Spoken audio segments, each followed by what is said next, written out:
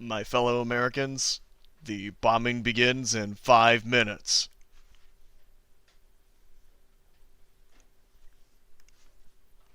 Finally!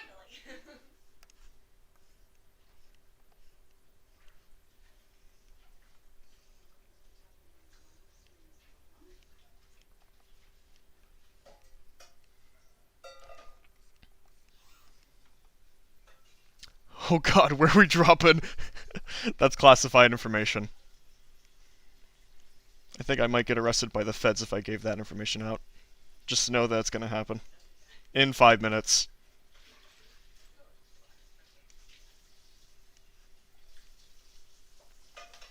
Hi, welcome to the stream, folks. We'll get started in a couple minutes as usual, just waiting for the people to trickle in.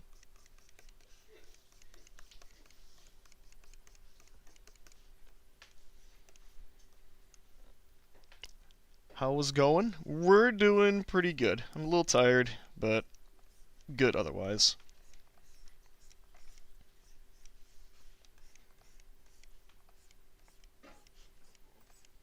Yesterday was a really hectic day at work, so I'm just kind of fried, but it is what it is.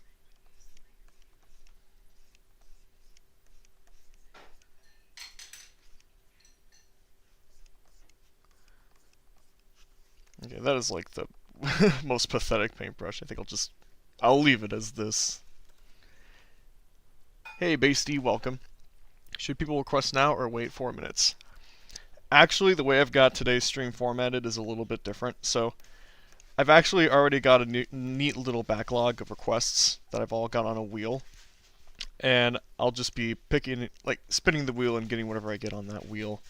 So I, more likely than not, won't be taking live requests just because it was really hectic last time. But if anybody does happen to request things here, I may or may not throw it on the wheel for next time whenever I decide to do this. As I've said before, this is something that I don't make a regular request in Q&A. It's just when I'm so loaded and my schedule is just so loaded with crap that I kind of need something easy to do. Something that doesn't take much thought to put together. So that's why I'm doing this again. Love your animations and drawings. Thank you so much. Really means a lot. Where is your mom? She may or may not be here. I don't know. I can't make any promises.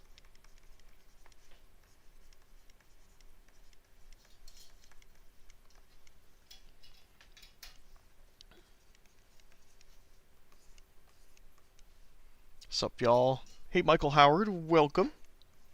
Welcome to my crib. These are my friends, Rom Master, Basty Tracks, and Amy, and all the other guys. Yes, Among Us. Why wouldn't it be any different?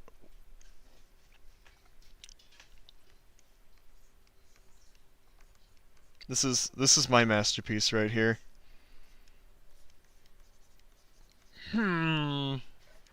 Yes. Very fine Among Us we got here.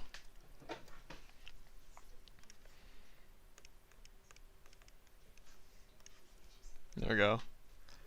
I even like the expression of your character, so thank you. Appreciate it. That's one thing I'm constantly focusing on, is trying to improve my expressions. That's my favorite part of the process. Howdy, buddy. Hey, Tui. Welcome to the game. Glad you could make it. Rocksteady and Crane are the funniest dudes this month for me. Rocksteady and Crane, specifically this month? Because I think they're funny all year round. I don't know, maybe they are particularly funny this month. Did you know the Broskies is the most underrated web series ever? The Broskies? I do not know what that is. It may or may not be the most underrated web series ever, but I have not watched it, so I cannot state an opinion.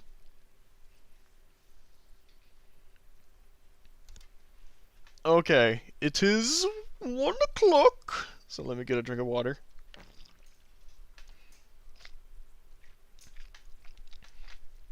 and we'll get started here. Hello folks, welcome. Glad you all can make it to this stream, even though it is a little bit earlier than usual. Mostly for Thanksgiving, which just so happens to be exactly next week, and I don't want to be streaming on Thanksgiving Day, so... I'm your local... What funny term can I use this time? Local liquid concrete salesperson, Nathan. And today, it's very basic.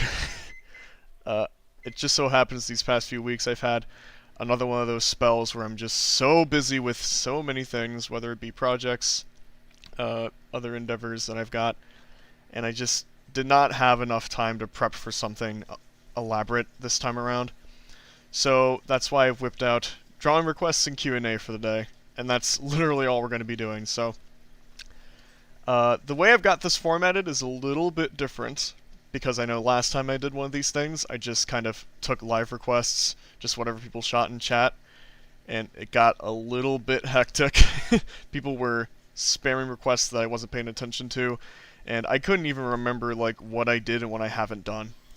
So the way I've got this formatted is sort of like a Joanna Davidovich style here, where I've got a bunch of requests, mostly leftovers from last stream, but also ones that I asked you guys for when I announced this.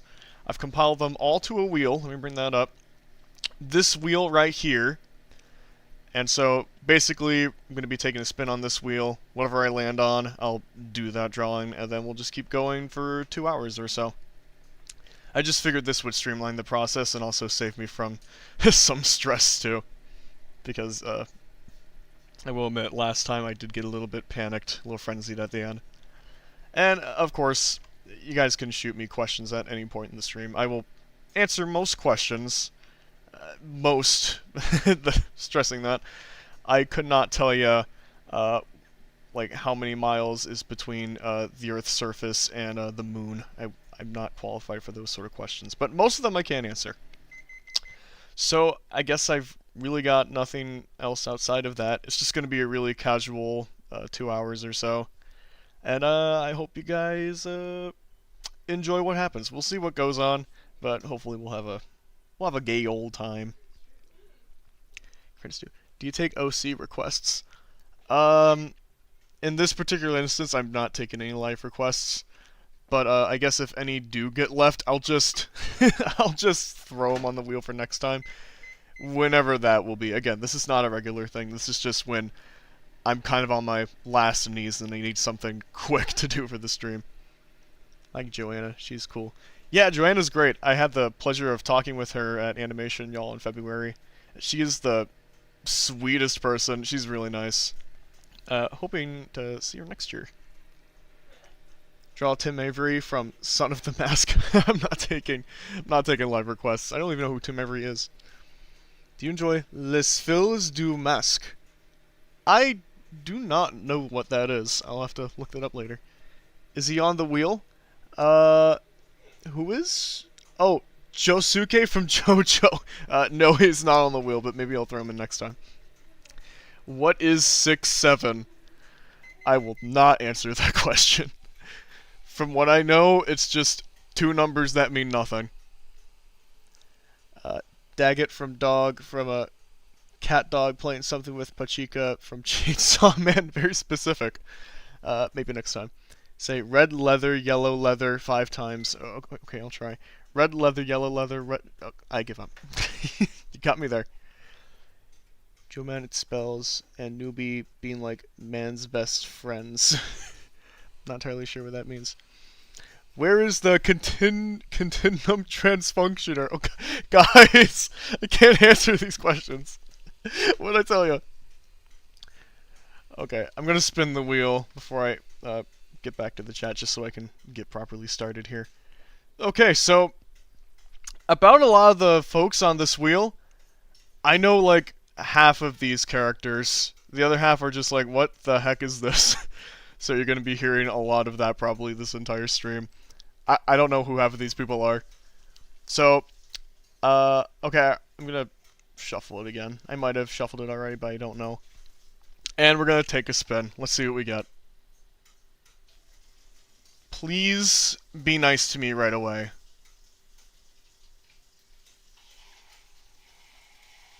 Okay, Cavalier from Atomic Puppet. I don't know what Atomic Puppet is, so let me do my research. Cause I don't know these people. Okay, I'll make a folder though. Uh, I just need one folder. Thank you. Cavalier. Oh, I don't know why I'm doing this pompous voice today. Okay. Cavalier. Atomic Puppet. I have no idea what this is. Okay, right here.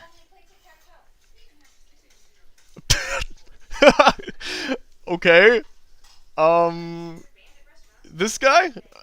Okay, sure. We'll we'll do him. I mean, I got him on the wheel, so I guess I have no choice. Okay. I'm just gonna reconnect some stuff here. I only have so many USB ports. I've got a separate USB cable to charge my pen, although I think it's starting to show its age a little bit since these past few days, because it seems to be getting low on battery quicker and quicker, which has definitely got me a little concerned, but hopefully it'll last. If not, I'll just connect the charging cable again. Anyways, yeah, this dude, why does he have no shirt? Does anybody know this man? Can anybody explain why this guy has no shirt? Because it's making me very uncomfortable.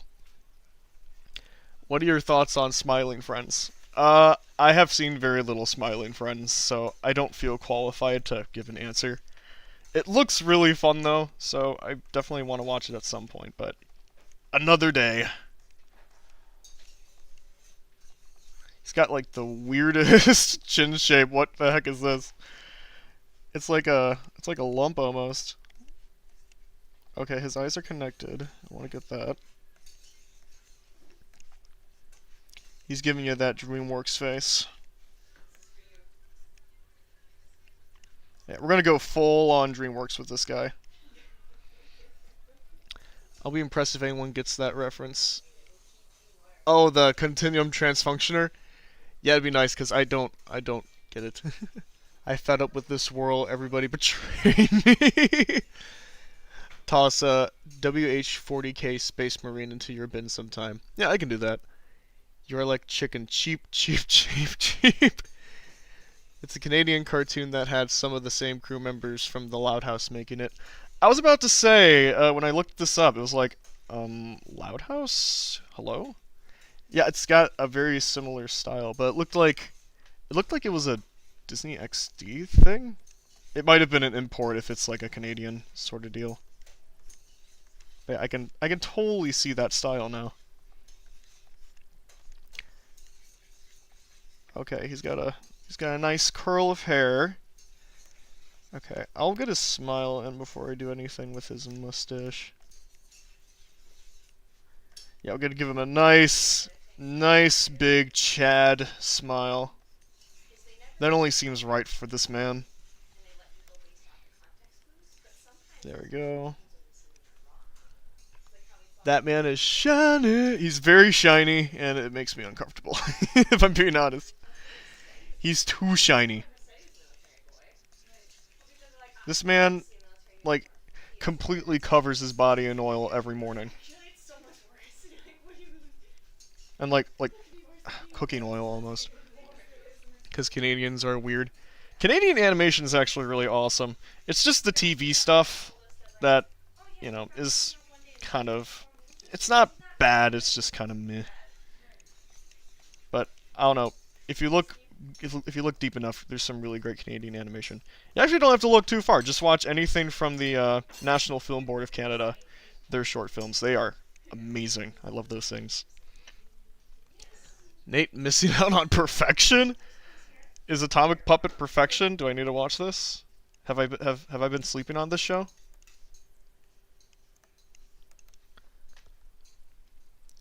It's a fantastic. You're missing out, dude. Okay. DreamWorks, every single advertising thing that they do with their characters have that dumb eyebrow raise shrink. I hate it. I hate it too, but it's hilarious. Because it's just like, why do they always go with this same sort of stock like cocky expression for all their characters, especially since in the marketing they apply that same face to like characters who wouldn't never even make that face in like their respective movies. It's so funny. It's like the Family Guy death pose before the Family Guy death pose. Just that one reoccurring thing in animation that like everybody started making fun of. I still think it's really funny. Okay, he's got like this cape thing, and that's great. But can he also just be wearing a shirt, please? Look at this man's chest hairs. This is not okay. I do not like this. I'm pretty sure if I watched Atomic Puppet, this guy I would not particularly care for. What's important? Grand Duke of Owls. Yeah, they're actually on the wheel, so we may or may not get them today. I don't know who that is though.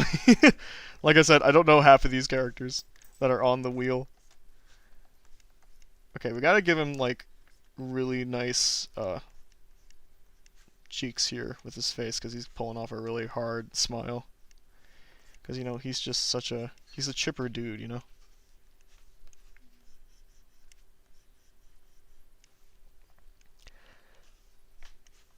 Okay, I feel confident enough to kind of put him in the corner and just obscure the reference for a little bit. Because I want him to have his, like, you know, his biceps showing. Seems fine. Quest idea for the wheel. How about Fidget from the Great Mouse Detective? Yeah, I can do that next time, yeah. That's actually a movie that I've had kicking around for a while. I bought it on VHS from an antique store some time ago. And I've been meaning to watch it. I've heard it's really excellent. But I gotta find the time to do it. Plus I got like 10 or 15 other movies that I gotta watch too, so it's a constant battle with me when it comes to watching new stuff. Okay, that's probably a bit excessive. If we do that... Yeah, that's fine. That'll do just fine. Let's see about Ed. I've got Ed on the wheel. The person who requested it didn't specify which of the many Eds in this world that it is. So, if we land on Ed, I'm just going to pick an Ed of my choosing. I did look it up earlier, and like the most common search result was Ed of Ed and Nettie. So I'll probably just go with that, but we'll see.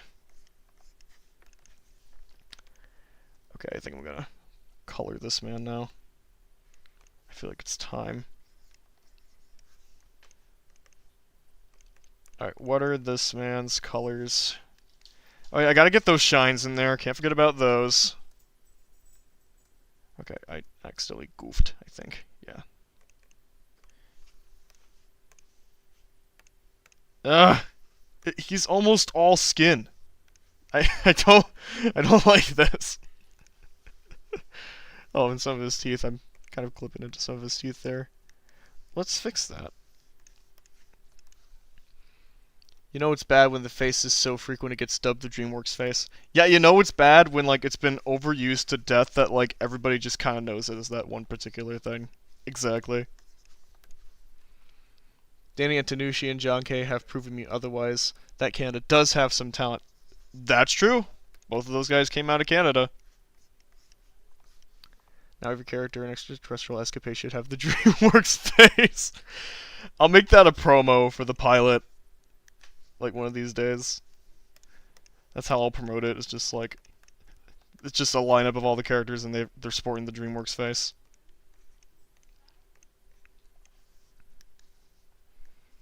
Okay, so blue here.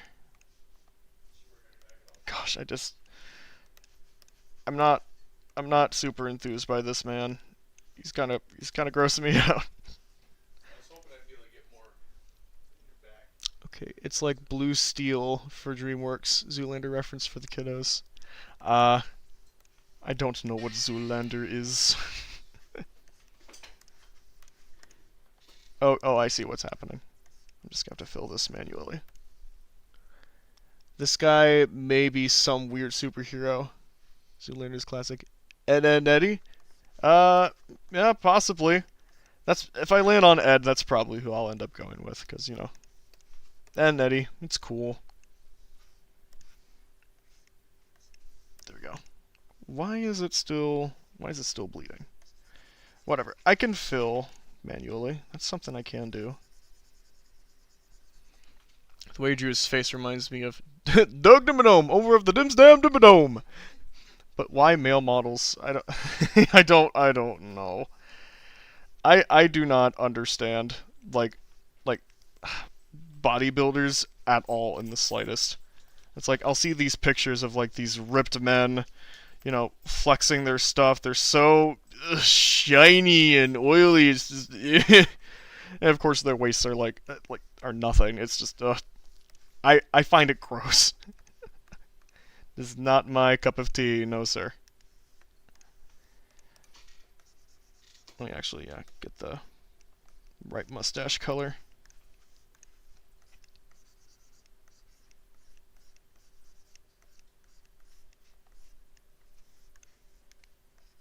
Okay, now I'll just make his eyelids just like a lower color maybe. Something along those lines. That feels pretty good.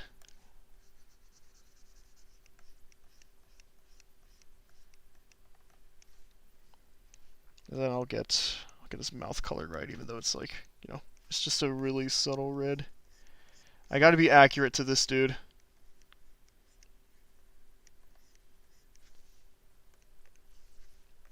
Okay. I'll grab the wrong color.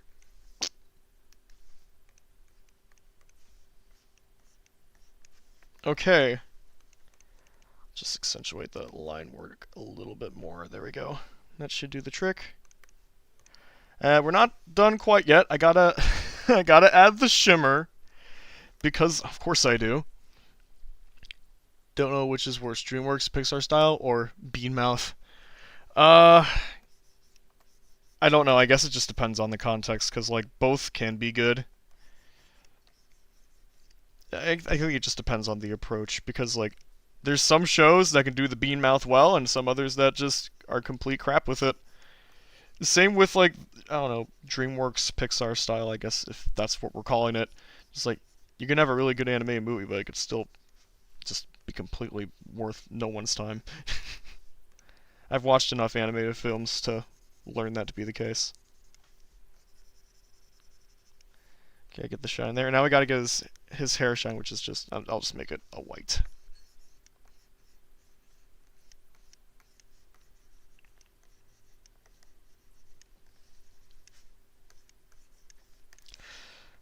We gotta get shine on his glove too, if that's what we want to call it. Okay, some more shine down here. Just grab this. You know what? Okay, that's good enough. There you go. There's there's Cavalier from Atomic Puppet. Very terrifying. Okay, just wanna add the whites down here, so that way once I transfer this stuff later for posting, that won't be an issue. Okay, boom. That took 20 minutes. Great. Glad to be finally catching a drawing stream. Hey, Peter Art, welcome. Glad you could join in this time. Tenses eyelids the most. Glow up. J.J. Villard even said working at DreamWorks was the worst and most draining experience of his career. He's coming back to work on Shrek 5. Bless that poor man's soul. Okay, well he's done, so let's go back to the wheel. I'll keep him on there, I guess. I'll just cross him off if I get him again. Okay, I'll shuffle the wheel again, and we'll give it another spin. Let's see what we get. Oh my gosh, I remember watching Atomic Puppet Bro. Yeah, I do not. This show went completely under the radar for me. Ooh, I don't object to this one. Parappa the Rappa. Let's go. He's kind of a cool kid. Haven't played any of the games, but I'm a huge sucker for the aesthetics.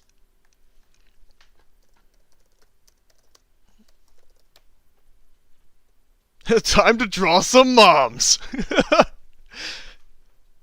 Tune in next time on one of my live streams where I draw exclusively moms for no reason. Alright, I'll get a few images of Parappa here.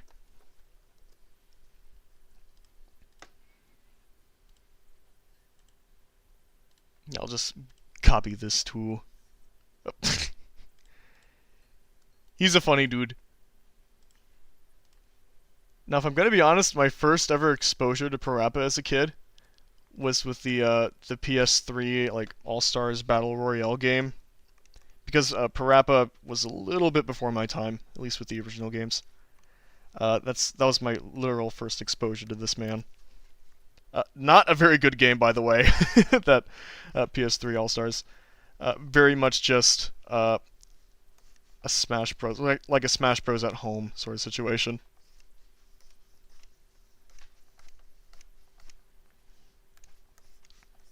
Okay.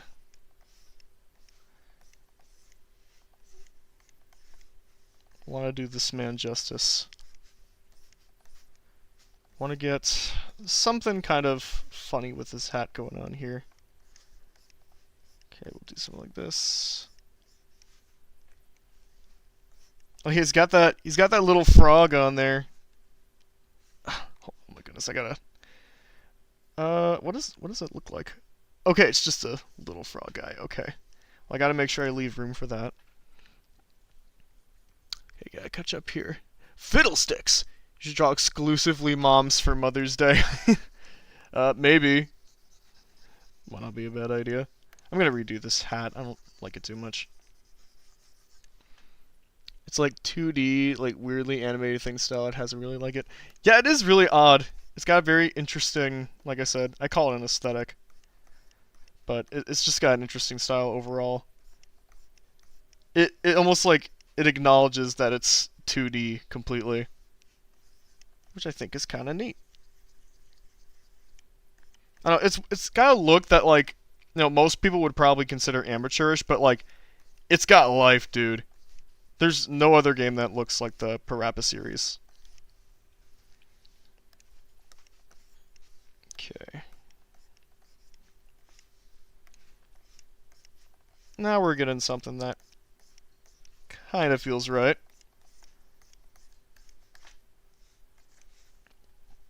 I don't really know like Parappa's like personality as a character, so I'm just kind of doing my own spin with it. Gotta draw the funny frog guy.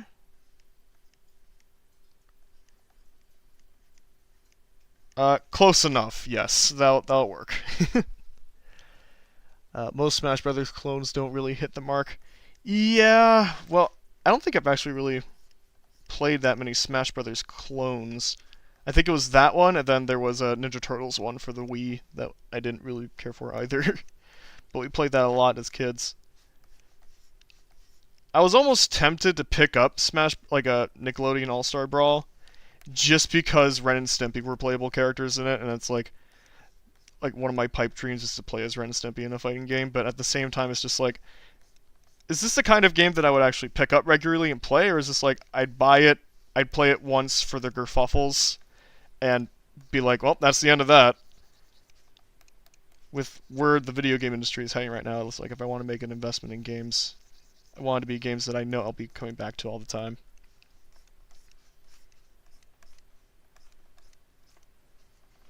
Okay, I want to get a better holding on this man's body.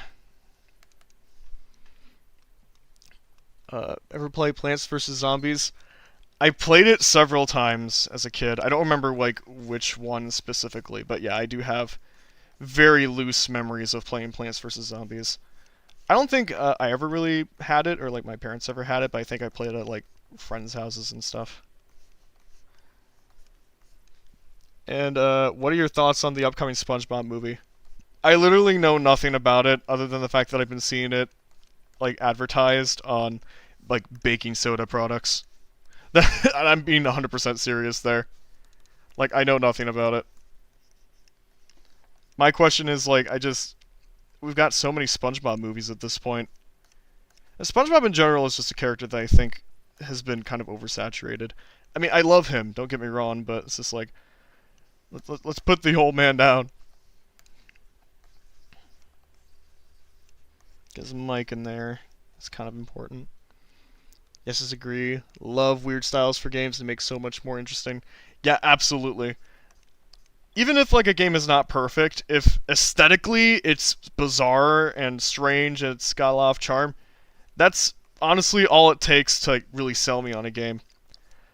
Penny's Big Breakaway is one of the funnest games I've played in years, and it's not a mechanically like perfect game in the slightest. Like it's got a lot of bugs and whatnot, but like stylistically and aesthetically, it's just it's so fun. I can't help but love it in spite of its issues. Okay, I gotta catch up with the chat here. I'm going a little slow.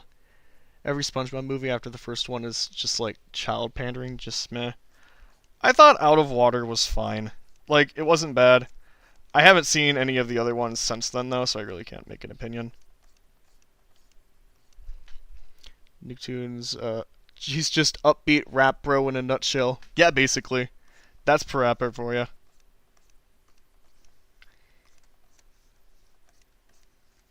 Okay, you know what? That's looking pretty good. I might shrink his hand down a little bit. Look at this chill man we got here. He's a chill dude.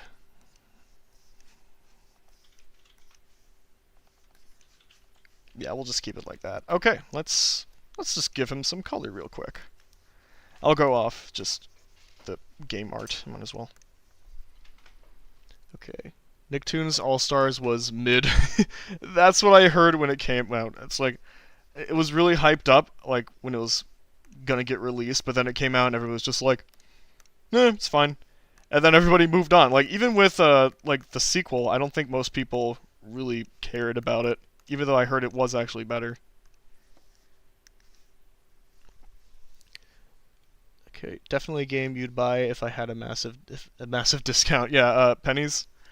I don't know. I paid $30 for it. I felt like it was definitely worth that $30 price point. It's endlessly replayable for me. I can't. It's one of my favorites ever.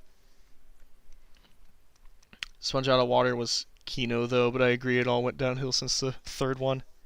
I just don't see much of a point because I feel like whenever people talk about SpongeBob, it's like only about those like first few seasons in the movie. It's just like I feel like those are like the few SpongeBob things that have really left an impact. Again, I love SpongeBob as a character and as a series, I do. But, you know, at some point it does become too much and it becomes overwhelming to kind of consume and keep track of all that stuff. At least it's definitely proved that to me. I kind of liked Sponge Out of Water. Sponge Out of Water was meh. Didn't even see the Sandy one. I heard the Sandy one was not good. I definitely heard a lot about that. I heard the Plankton one was fine, but again, I just don't really have any interest in seeing these movies, if I'm being completely honest. I'm quite content with the SpongeBob that I grew up with. Okay. Yeah, there's Parappa. This one was quick and easy, so I'll take that as a win. Alright, good deal. I think we're ready to move on to the next one. How'd you guys? Okay, let's pull out the wheel once again. Pick you up. We'll shuffle, and then we'll spin! Let's see what we get. We got...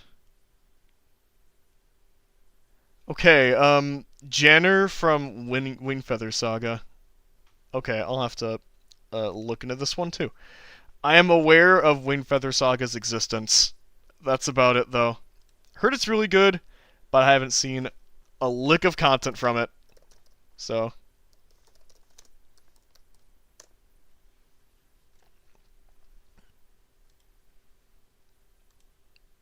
Oh, is this just like the main dude? Okay. Sure, we can draw him, I guess. I'll just pull up several images. I was specified specifically the animated series. That's being produced right now, so we'll go off that design. Just pull up a couple images there because I think I might need it.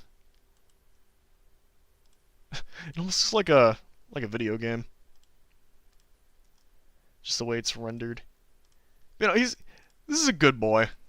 We'll try to do him justice. Even though I don't know who this guy is. Yes. See Oddworld. I meant SpongeBob on the Run was meh. Oh. Am I late? I guess not really. I don't think you've missed too much. We've just kind of been chatting for the most part while I doodle around, so I wouldn't say you've missed too much.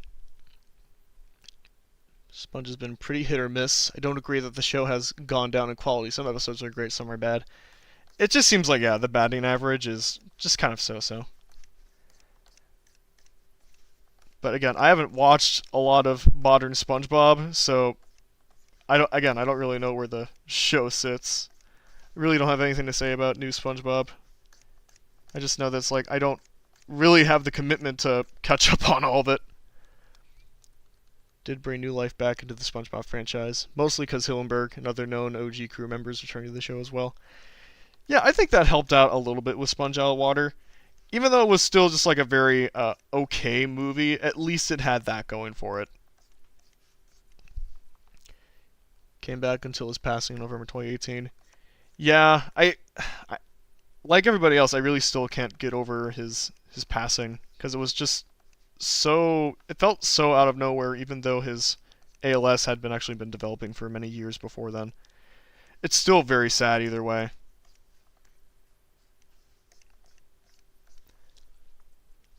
Okay. Good afternoon, Dennis. Welcome. SpongeBob definitely experienced seasonal rot. I feel like when we stopped watching it, which was around like season 8, I think, which a lot of people actually consider like the worst season of one of the worst seasons of the show, or just one of the worst periods in general, was like seasons 6 through 8 or something.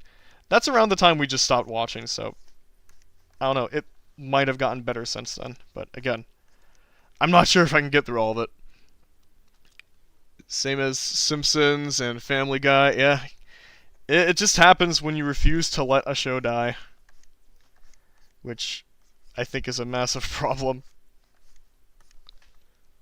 Agreed. The new SpongeBob seasons are just not my kind of. Sorry. I like a lot of the animation in the newer SpongeBob's, because I'm of course very partial to cartoonier animation. But again, I don't see myself really catching up with SpongeBob anytime soon.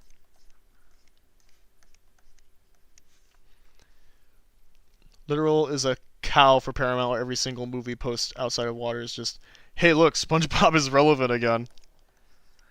I don't think there's ever been a time when SpongeBob wasn't irrelevant per se, but I feel like his peak from the early 2000s or so, it definitely will not reach that height again, I don't think.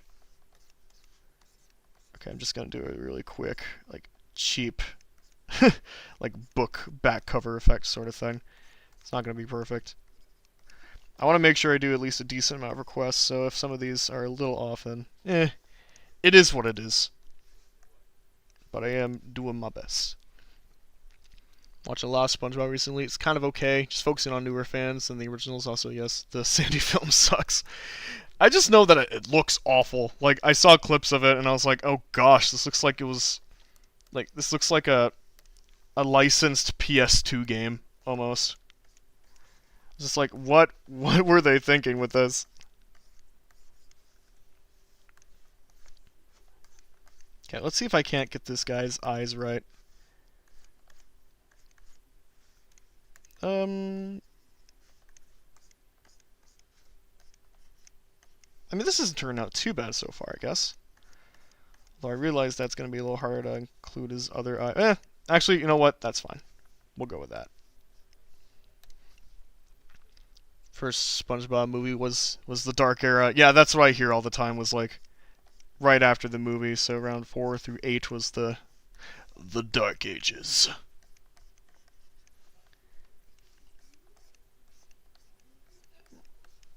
SpongeBob's relevance rides on the coattails of internet meme culture.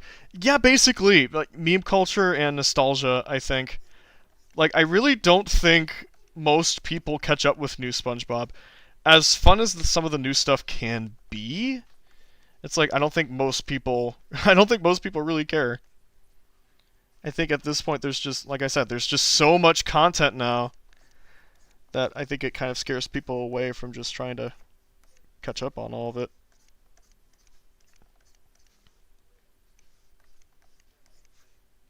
Okay.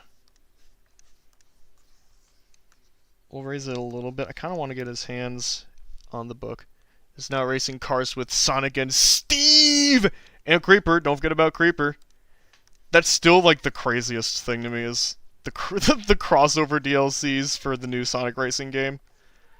A lot of it just does not make any sense. Like, why is SpongeBob and Patrick here? What relevance do they have to Sonic?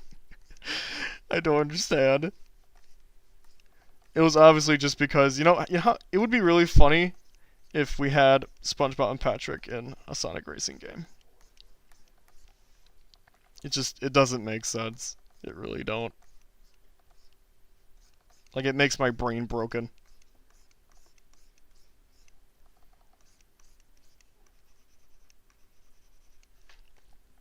Okay. So I think that's alright. That's not too bad. I think I'll go ahead and just color this in. Might as well. Or at least try to make an attempt to, because this is definitely a lot rougher than the other ones. I was just trying to plot something kind of rough. But let's see what I can do with color.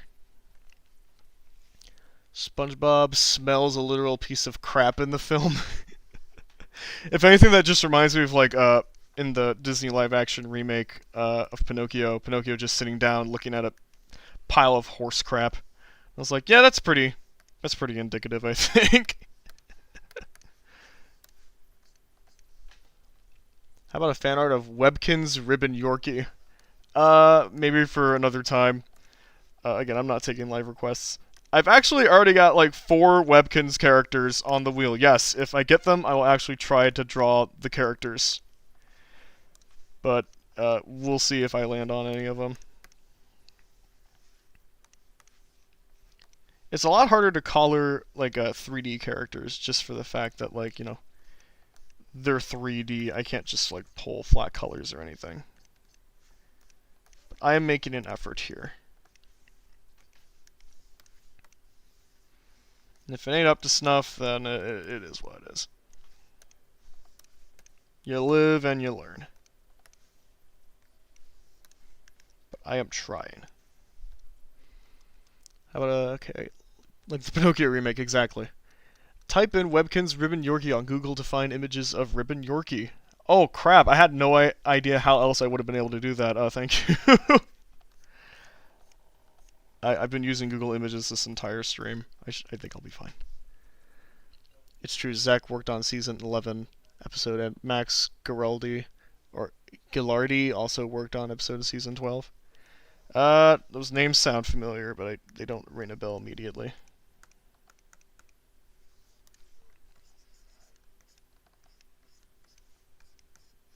Okay. Okay, we'll get like the gloves in there for the hands. There we go. Oh, there we go. Then we'll just do this. Then I'll color the book. It's a book! I will say about the Wing Feather Saga, when on the first day of animation, y'all, we were given like these tote bags that had a bunch of like little goodies in them. One of which was an art book for Wing Feather Saga Season 1. So I really need to actually look through that book at some point, and maybe I should just check out the series. From what I've heard about it, it actually is pretty darn good.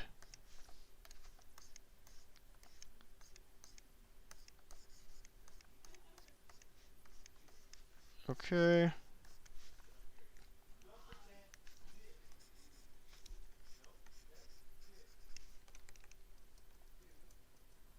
Okay, we'll settle with that for now. I think that's fine. Okay, there you go. There's Janner. Let me just plop that in there. Okay, cool. Okay, let's go back to the wheel. Let's see who else I get now. Okay, I need to catch up with chat, really. That's what I need to do. Few people, but random clips without context that are from the new season. You got surprised how well animated the new seasons of SpongeBob are.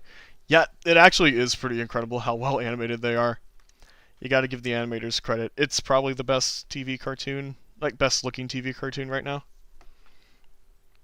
And yeah, Zach Hadel, yeah, that's why I sound familiar. And Max, Hot Diggity Demon, yeah.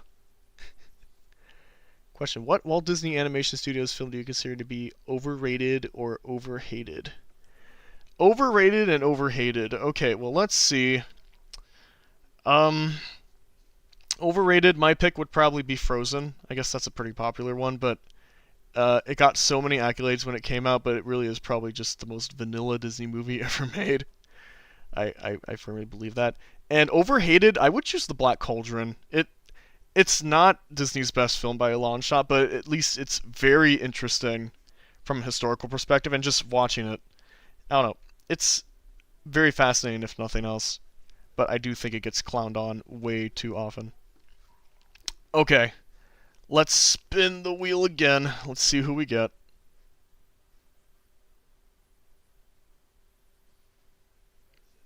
Oh, Lord help me. Lord help me. Okay, fine. Alright, let's make this one quick. Hey, Lois, remember that one time when Beyond Cartoons drew me on a stream? Peter Griffin, okay.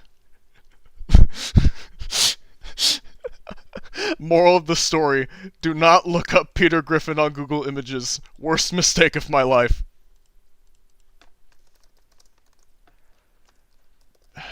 Peter. I hate this man. I hate this man so much.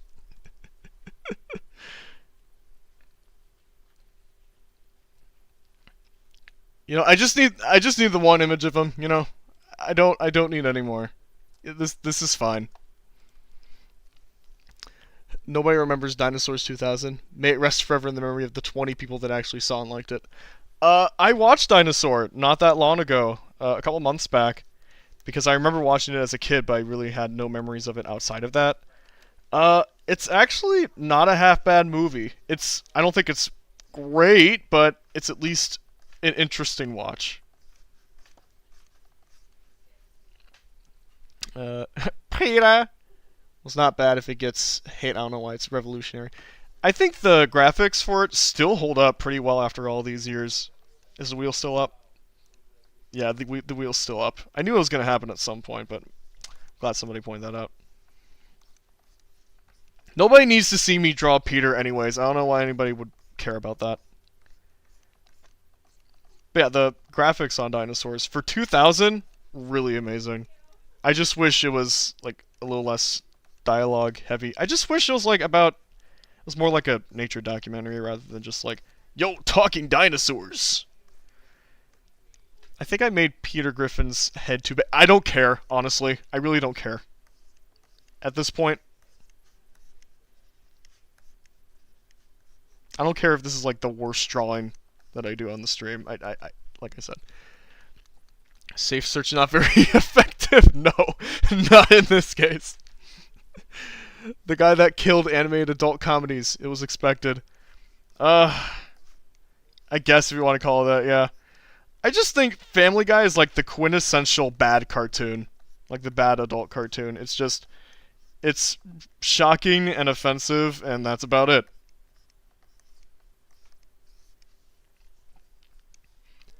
Curse you, search history. Also the wheels covering your... Yeah, I already knew that. Had a dinosaur on a VHS. Yeah, we still have our old VHS copy kicking around. Actually, I'm not even sure if I want to upgrade to like a Blu-ray copy of Dinosaur or something like that, because then the graphics, like the visuals, the animation might start showing their age. I'm talking about the visuals like it's a video game. It's not a video game.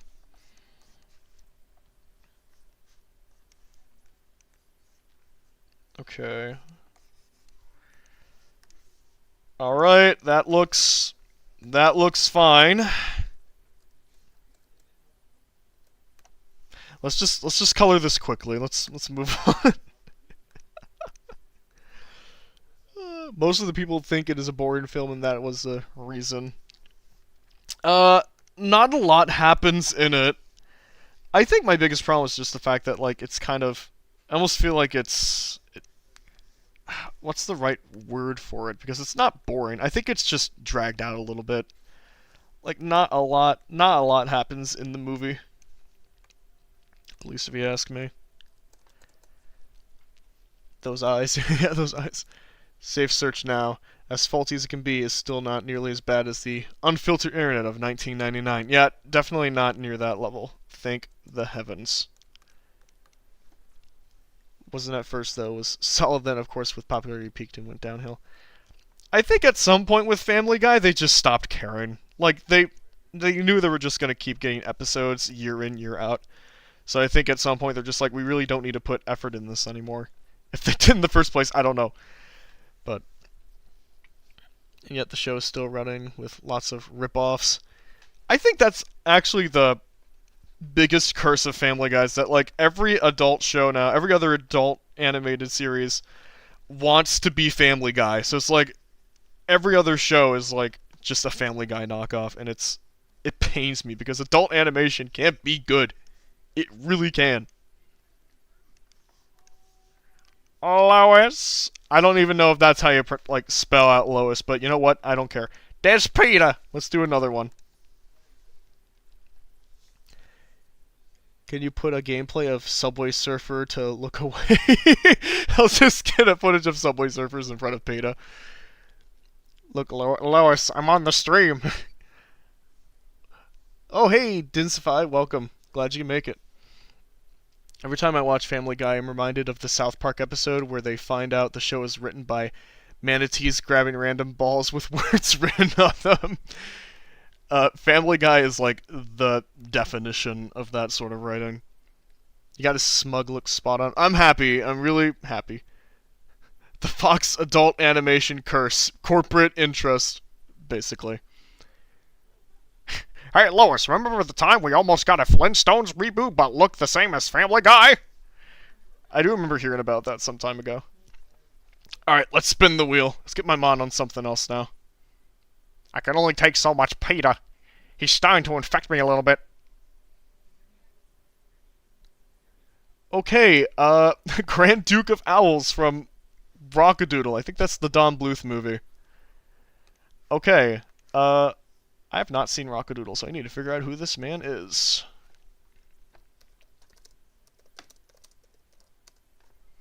Yeah, Rockadoodle. Oh yeah, this guy. I've seen the occasional clip from Rockadoodle, but I know nothing about it really. Actually, the most I know of is probably of this owl dude. Oh yeah, I know. Well, it's definitely a step up from Peter.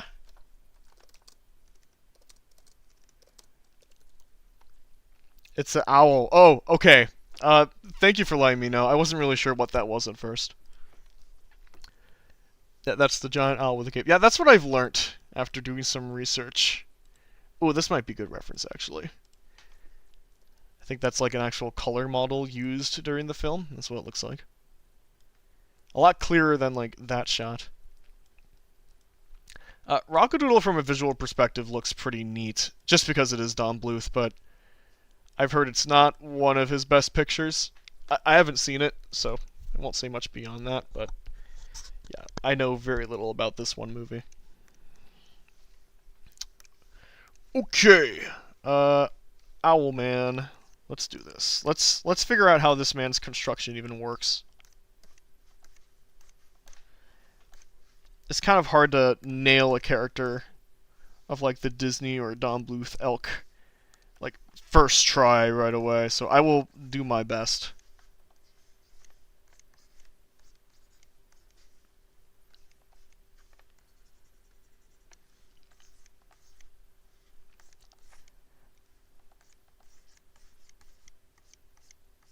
we go. That's okay. The first movie of the beginning of the Dark Era. Okay, the first of the Don Bluth Dark Era. I see. I know there was like a period of like Don Bluth movies where everybody's just like, man, I do not like this.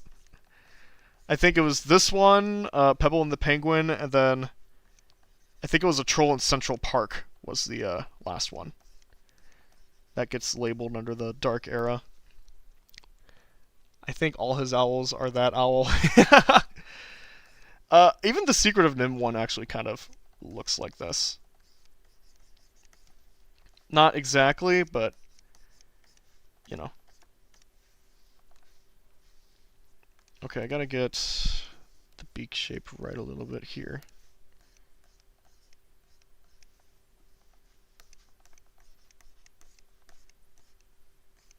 Trying to apply some squash and stretch here with his cheek floofs because they are very, very extravagant. Which I love. I love it when birds have very extravagant cheek floofs. I also love his collar. That's the best. I love this man's collar.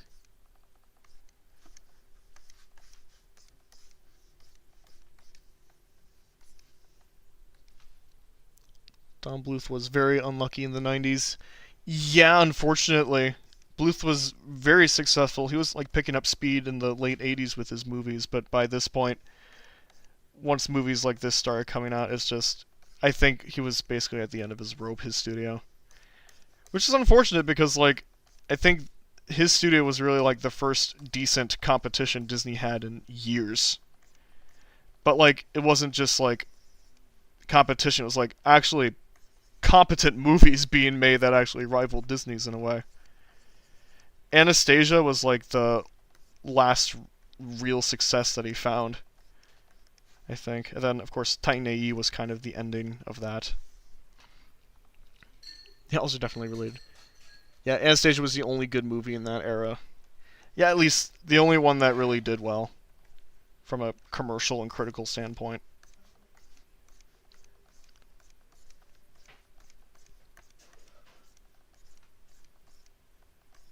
I'll try to have him do like his hands kind of cupped together just a little bit. Like he's plotting something or another. Something along those lines, and we'll try to get some of his cloak in here. I do love myself some big birds. This guy definitely qualifies in a big bird territory.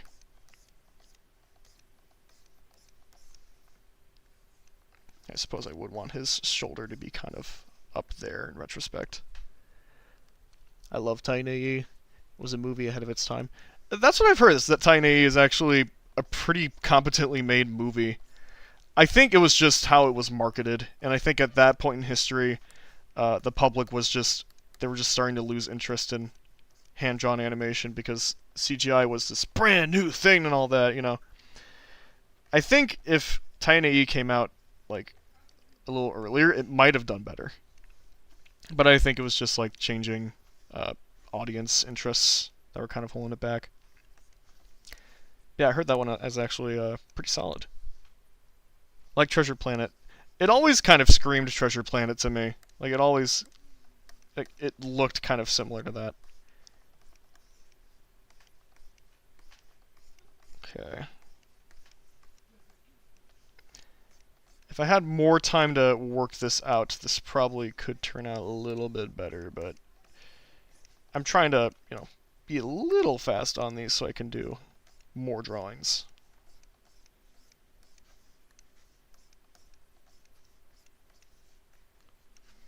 I can't remember. There was one Don Bluth movie where like this boy turns into, like, I think it was like a cat or a dog or something. And at some point he goes like, I'm a furry! Was that this movie? Because I can't seem to remember which one it was, but I thought it was one of the Dark Era Don Bluth movies. Like I said, I haven't seen very many of these later ones, if any. A Falk was absolute earliest 3D, goes back to the 70s. Yeah, actually. Yeah, that's when it really started to get going as like an actual technology.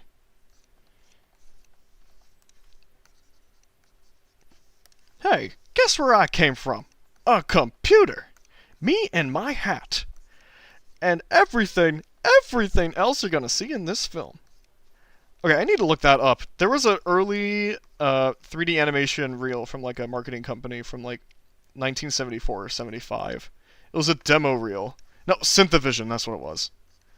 That's like real early 3D animation. It's very primitive, but like it's really cool too. That era of Disney animation, like Treasure Planet, was ahead of its time. Lives in my head rent free. I think Disney was probably at their most experimental during the 2000s, which I love. I miss that, especially since they're so stagnant now. You know, it's kind of refreshing looking back on some of those. That's not what I intend to do. On those 2000s movies. Okay, let's see if I can't get the colors right here. If I can fill those in quickly.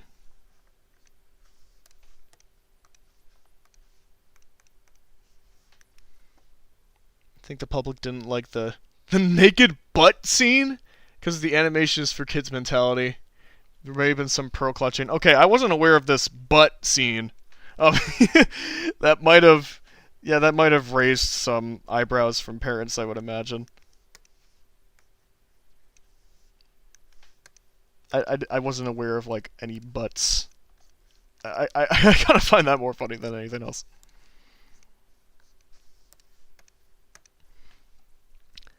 That is Rockadoodle. Okay, I thought it was. I remember hearing like a synopsis of Rockadoodle, and I recalled it being really bonkers. So it's good for me that I can have that confirmation that yes, it was that movie.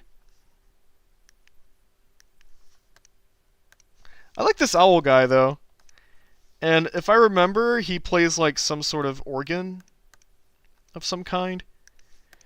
So yeah, bonus points there even more so. He's a bird that plays organ. Could probably just fill the rest of that up. And then this, he's got like a separate color surrounding his eyes, I see. Oh, he's got lines. Okay. Again, this is one of those things where like I can draw like a Disney character or a Don Bluth character, but it's harder to draw them kind of on the fly like this and like for the very first time. So this is one of those things I just have to like, if I wanted to do a good drawing of this man in particular, I just have to take the time. But I do want to get to some other drawings here too. I don't want to spend all my time on this. I think we need to do that. Honestly, I feel like the last good Don Bluth movie was probably All Dogs Go to Heaven. That one is depressing as crap. I remember watching it a lot, but yeah, I was just... I remember feeling very sad by it all the time. Movie also have that catchy song of "We Hate the We Hate the Sun." I feel like I remember listening to that one at some point. Probably like from a different source, not Rockadoodle itself, because like I said, I haven't seen that one. Okay, that'll do for now. A little rough, but I mean not too bad for the a lot of time that I gave myself. Okay, there is the Grand Duke of Owls. He's a good dude. Okay, save that. Let's go back to the wheel. This movie also has... Okay, now you are aware of the butts. I'm very, very happy to be aware of the butts. If I may ask, if you had the chance to make your own adaptation of a public domain cartoon character, who would it be? Well, who's in the public domain now? Because I know Mickey just got in. I would like to do another spin on like Van Buren's Tom and Jerry characters, because I'm pretty sure those guys are in the public domain. Not MGM Tom and Jerry, Van Buren's Tom and Jerry, just two dudes, one tall, one small. I like their designs and their dynamic. It's just the cartoons they were in are just so bad. It'd be awesome to see them in good cartoons. Technically only one butt. Oh, gotcha. Well, I'm aware of the butt at least. Alright. Shuffle! And we'll spin. We'll see what we get. Winnie the Pooh is 2. Oh, what? Okay, I threw this on the wheel, and I was really confused on like who this guy is. I looked up CN Adventures, and it was like some web series or something. I don't know why I kept this in. Who the heck is Ted? Okay, I will make an attempt to look this up, I guess. Oh, hold on, give me a minute. There's some really odd ones in here. Popeye, Felix the Cat, Betty Boop. Oh, I didn't realize Betty Boop was in the public domain. Okay, Ted from CN Adventures. Who the heck is Ted? I don't. What is this? Ted. Yeah, next year, Oswald. Oh yeah, Oswald's going in the public domain. That's pretty exciting. Just Ted. Who the heck is Ted? All I'm actually getting is Bill and Ted's Excellent Adventures, which is hilarious. I'm pretty sure that's not what this wheel is, though. Is that the guy? Oh, okay. I'm not doing this one, honestly. I don't feel like doing this one. Okay, what's around it? We got... Yeah, we'll just spin the wheel again. I'm just gonna skip Ted. Betty Boop will be available. Okay, in 2026. So next year. That's pretty neat, though. I like that. Okay. Oh, we got a Webkins. American Golden. Okay, I'll look that up, I guess. There's some really weird ones on this wheel. Like I said, I just threw on everything that was left over from last stream and just whatever the public gave me. So there's some nonsense choices on here. Okay, this is American Golden apparently. Let me get it up. There you go. There's American Golden. Just a dog. Can't find anything to, I say, Rispin!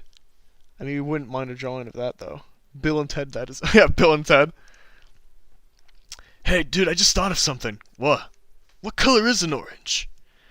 Bruh, it's the same color as its name. Just like a lemon.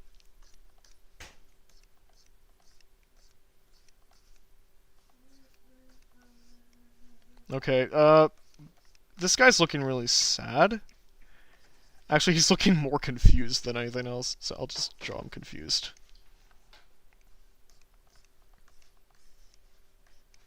I'm gonna try to make this one quick.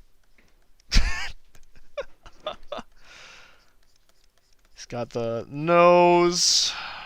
Okay, I gotta make more room for just his ears in general, because they're really fluffy. That's just a dog. It's literally just a dog. It's just like... Why are you guys so invested in seeing me draw just like an animal?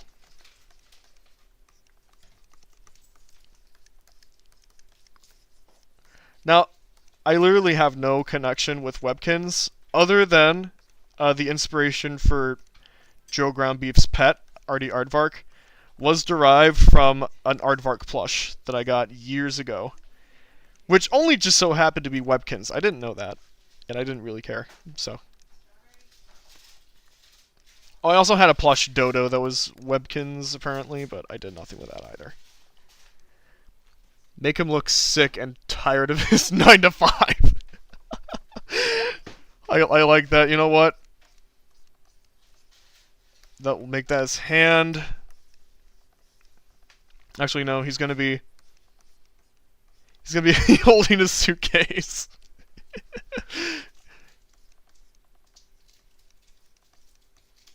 There we go.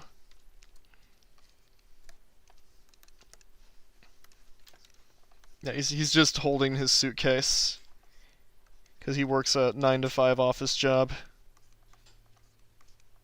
It's a very thin suitcase. It looks more like a purse. It is what it is.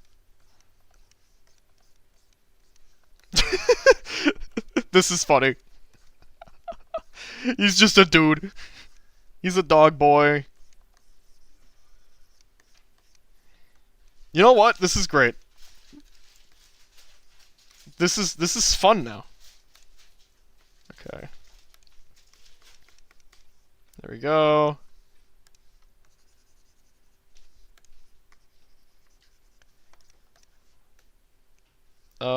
Yeah, we'll give him a hat, a fedora. Something like that. Yeah.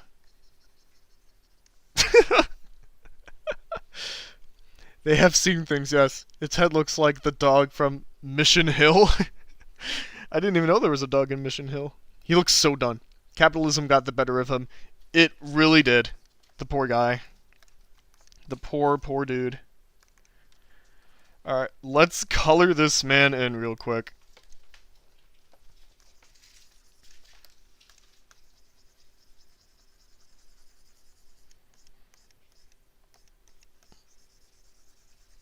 I'll just block him out.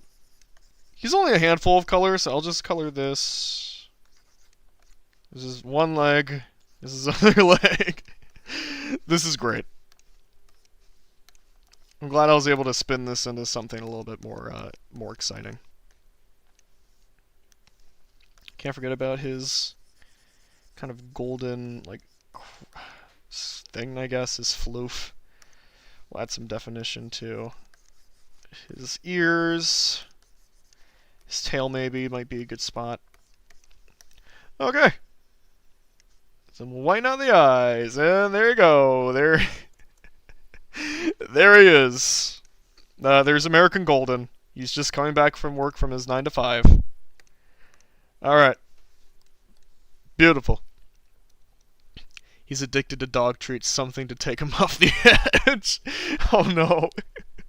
That's pretty awful. Okay. Shuffle, spin. Let's see what we get.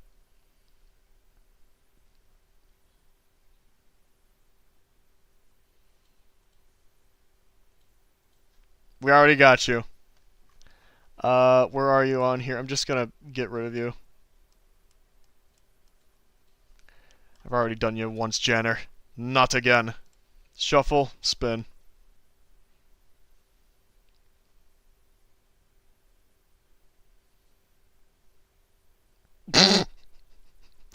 Okay. Jax from Finding Nemo, sure. Okay. This one should be another quick one. Okay. You could say it's a dog-eat-dog world. Oh! Okay, I'm pretty sure this man's French. I don't remember. Is this guy French? It's been a while since I've seen Finding Nemo, but he screams Frenchman. He's not really a man. He's a shrimp.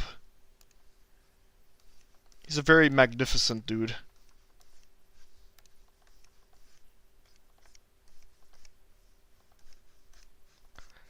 Okay, let's make sure we get that shrimp shape down first and foremost.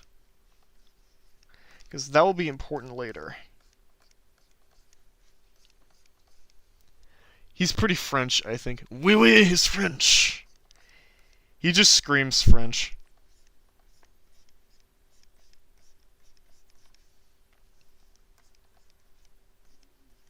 Get some patterns on there.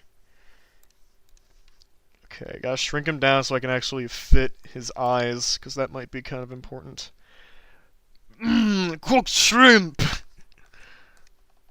Honestly, I would cook this dude. I would. One guy can only be aspire to be like Jax. This is what peak performance looks like.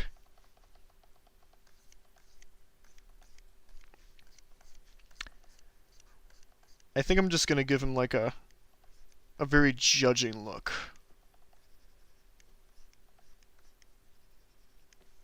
I'm just gonna give him like the... Okay, what the heck is going on with his face? Okay, he's got several parts going on. He's got...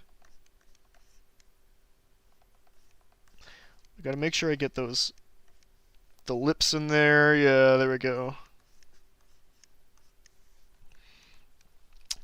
He cleaned Nemo in seconds. I do loosely remember that. But, again, it's been a long while since I've actually seen Finding Nemo. Watched it a lot as a kid, but it was a while since I was a kid. One day Zach will aspire you to get you as guest animator in Smiling Friends, or maybe not. That would be interesting, to be a guest animator on Smiling Friends. You know, I don't think I have quite the chops yet, or like the star power maybe. I don't even know what Zach would have me do on Smiling Friends if I did anything, if I'm being honest. But I guess of the modern cartoons running now, that'd be like the one show I might be okay working on.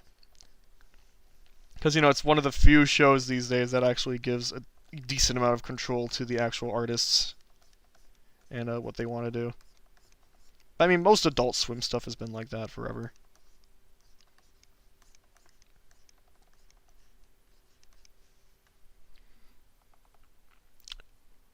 Something like Squim, I guess. He's thinking to himself. He's really thinking hard. Yeah, you know what? Let's give him a unibrow. Okay, I'm actually debating the unibrow thing. We'll just keep it as is. It's funnier when he just gives you that look. Had a point and click PC game to Finding Nemo. Had too much Nemo content for one life. Yeah, I think they definitely marketed Finding Nemo a lot. I think Pixar had pretty good faith in it. Yeah, it is a really great movie, of course.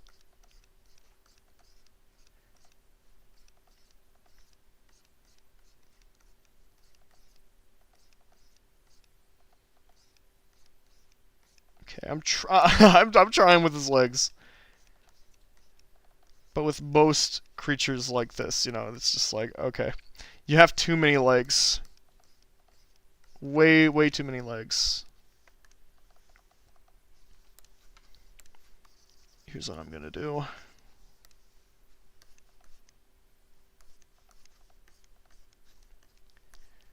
I'll put his hand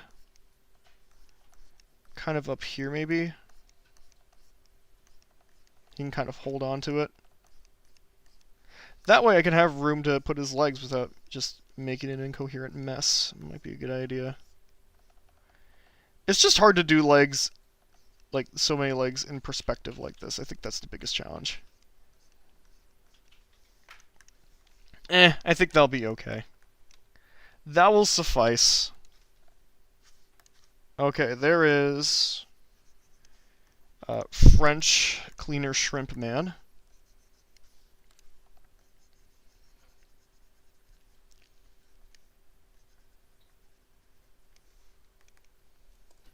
Okay, there is him.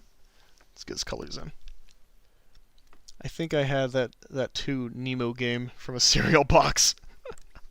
If it's the one I'm thinking about, it's the one where like Marlin's just like, "Be careful about those clams!" "Oh, the clams, Nemo! Make sure to swim through all the rings!" There are only 3 TV shows I'd be honored to work on as a storyboarder. SpongeBob SquarePants, The Patrick Star Show, and Smiling Friends. I think those would be like the only few shows now that like you'd have some sort of creative control and freedom. Because I know on the SpongeBob shows, the artists are still given a lot of liberties. And of course with Smiling Friends too, you know, they're given a lot of the creative leeway. But otherwise I think with most shows, like everybody's, I don't know, they're just kind of strict with a lot of that stuff. They don't really allow for creativity. I think in the case of SpongeBob, it's just such an established brand that like maybe Nickelodeon doesn't really worry about it nearly as much anymore because like it's SpongeBob, it's gonna sell anyway. That's why they keep making all these spin-offs. What's your dream cartoon if you were to have your own show? Probably Incoherent Thoughts out of all of those. Just because, you know, I would just like to see some actual, like, uncompromised art on television and just in media in general again. Because I feel like everything that like is allowed to get made now, there has to be some sort of marketing reason for it. You can't just have a show be itself because it has a story to tell or messages to share. There has to be there has to be something in it for the investors. But I feel like the best works of art, the best TV, the best movies are the ones where like it's completely reflective of like the human condition and what art, who people are. So that's something I would like to do in the future. Something that kind of represents that. Okay, there is a really quick Jack's Cleaner Shrimp. There you go. He's like, yes. You've done enough, artist man, dude. Color him in. Well, I just did that. That was the GameCube version, right? Yeah, that's the one I'm thinking about, is the GameCube. Where Marlon's like, be careful about those clams! After this, can you draw Linda from Incredibox Sprunk? I have no idea what the heck that is. Maybe next time. I'm not taking live requests this time around. Usually said half the anime shows are writer cartoons, but it feels those are 90% of them. See, I don't even think there's like an issue with writer cartoons per se. There's just too many cartoons now where it feels like there's just not a lot of artist input and a lot of creative decisions are just being made by higher ups who want changes in these particular spots. It's just a lot of cartoons now feel very catered to general audiences instead of being like unique reflections on the artists working on them. That's just kind of my thought. Sad because that point you made is the marketing. It really is. Can you draw George Liquor, American, from Ren and Snippy next? Another time. Did you watch European TV shows like Augie or Space Goofs? I have not. I haven't seen I've seen seconds of them, but I haven't seen full episodes. Gosh, not Sprunky. I don't hate it, but just no. Yeah. Alright, let's shuffle, and I'll spin the wheel again. It's because they're trying to be very, very safe, which ironically often does the opposite. Yes, it does. That's the ironic thing, ain't it? Some are alright, like Dan versus. Yeah. Okay, Babysitter from Milo Murphy's? Who the crap is that? I know of Milo Murphy's Law. I know that exists, but like, the Babysitter? What is that? Let me make sure I actually closed the wheel there. Okay, Milo Murphy's Law. Babysitter? Is that you? Okay, I think it's this character. Now that I'm looking into it. Don't remind me of Dan versus, or else I'll have to rewatch it. Heard it's pretty good. Was Milo's last babysitter he had? Yeah, I'm pretty sure this is the right character. Yeah, sure. We'll go with Veronica, I guess.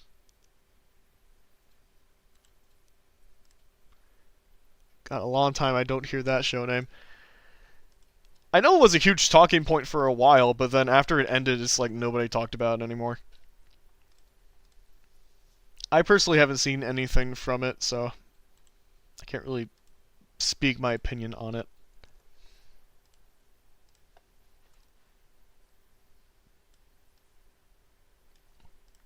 I just know that's a thing that exists. Who would have known? Discovered the show thanks to those Fluffle Puff videos back in early 2024, or 2014, sorry. Oh, of Dan versus. I first learned about it through the Hub. If anybody remembers that. I just remember seeing promos of it, and I used to play like a bunch of Dan versus Slash games. There was one where like he was trying to take over Canada or something that I played a lot. But I don't think I ever bothered watching anything from the show itself. I was just more so interested in, I don't know, My Little Pony Friendship is Magic, I guess. I watched that a lot with my sisters. The Star Wars prequels are proof that writing is not the most important part. Somehow the writing made a bunch of perfectly competent actors appear to be amateurs. Yes, exactly. It it's like a good like piece of media is not made by like one thing. It has to be like a combination of like multiple things working at the same time. And like sometimes writing can be so perfect, I guess, that like yeah, like you said, it just makes the actors almost feel like robots in a way. It doesn't nothing feels natural. And I think that's kind of the problem.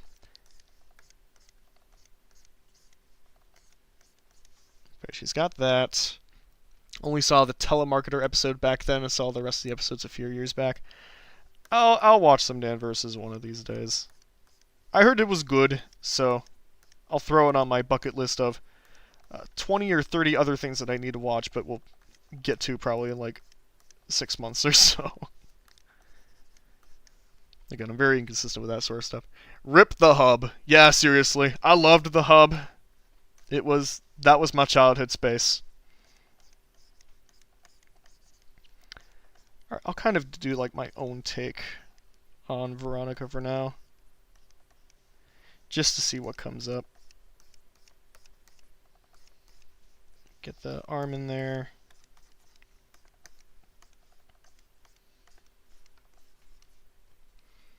The writing is the most important aspect if you care for legacy. That's actually a really great way of putting it.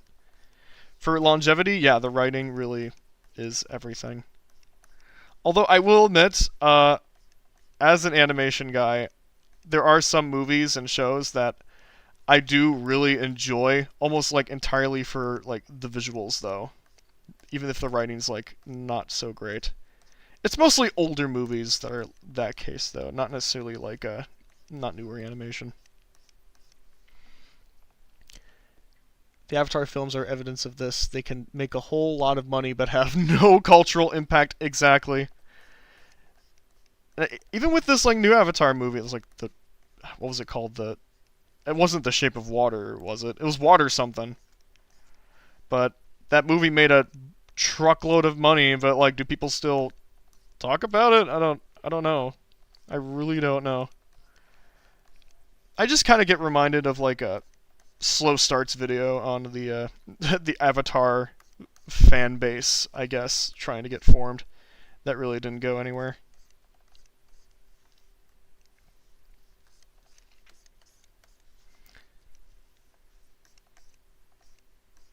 Okay, I'm not really sure what the night thing has to do with babysitter.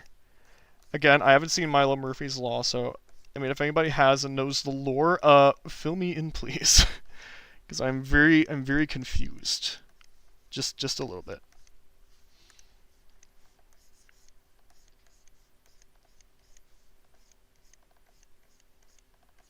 Just trying to get that cheek right.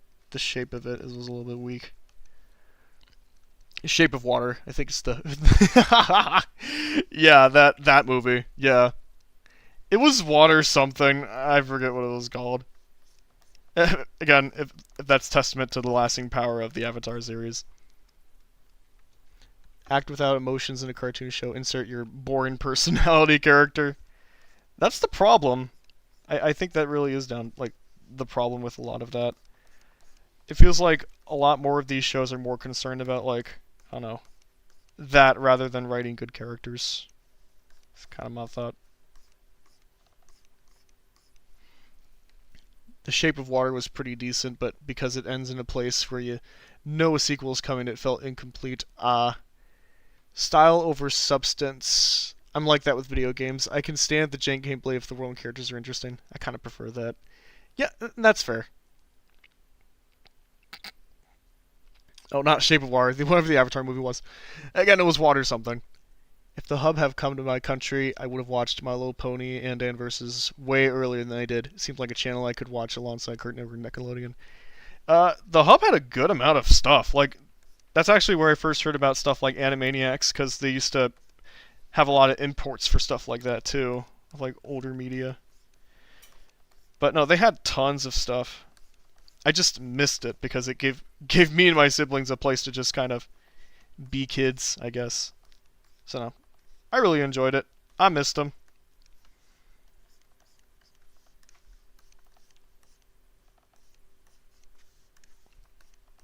Okay, this honestly ain't really the best so far. I think it's a little messy, but that's okay. They can't all be winners, Jimbo. I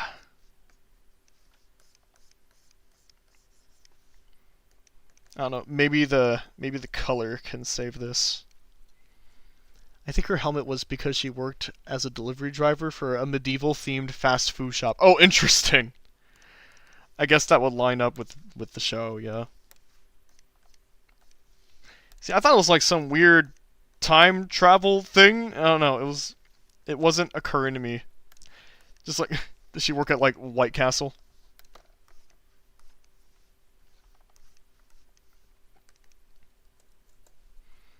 The ending was the worst. If it wanted to make sense, it should have been a tragedy. They forced a happy ending. Oh, I hate that. I hate it when movies force out happy endings. This is why as depressing as stuff like, I don't know, Grave of the Fireflies or A Tale of Princess Kaguya are, I really deeply respect them as movies because they decided to end it the way they did because, ending it that way says something instead of just going like, oh, well, happily ever after because, like, movies just have to have that. It's just like, no, life can be depressing sometimes, dude. We shouldn't pretend that it isn't. Apparently it's the way of water, not the shape of water. Okay, that sounds just about right. I was like, I kept mixing it up in my head with the Guillermo del Toro movie. I was like, that's I'm mixing up my movies here. Ah.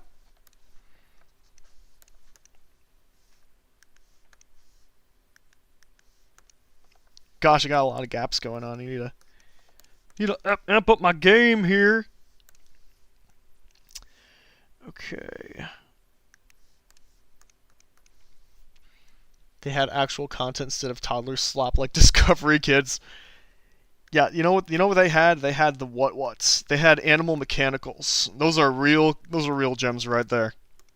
That was my childhood. Whatty what?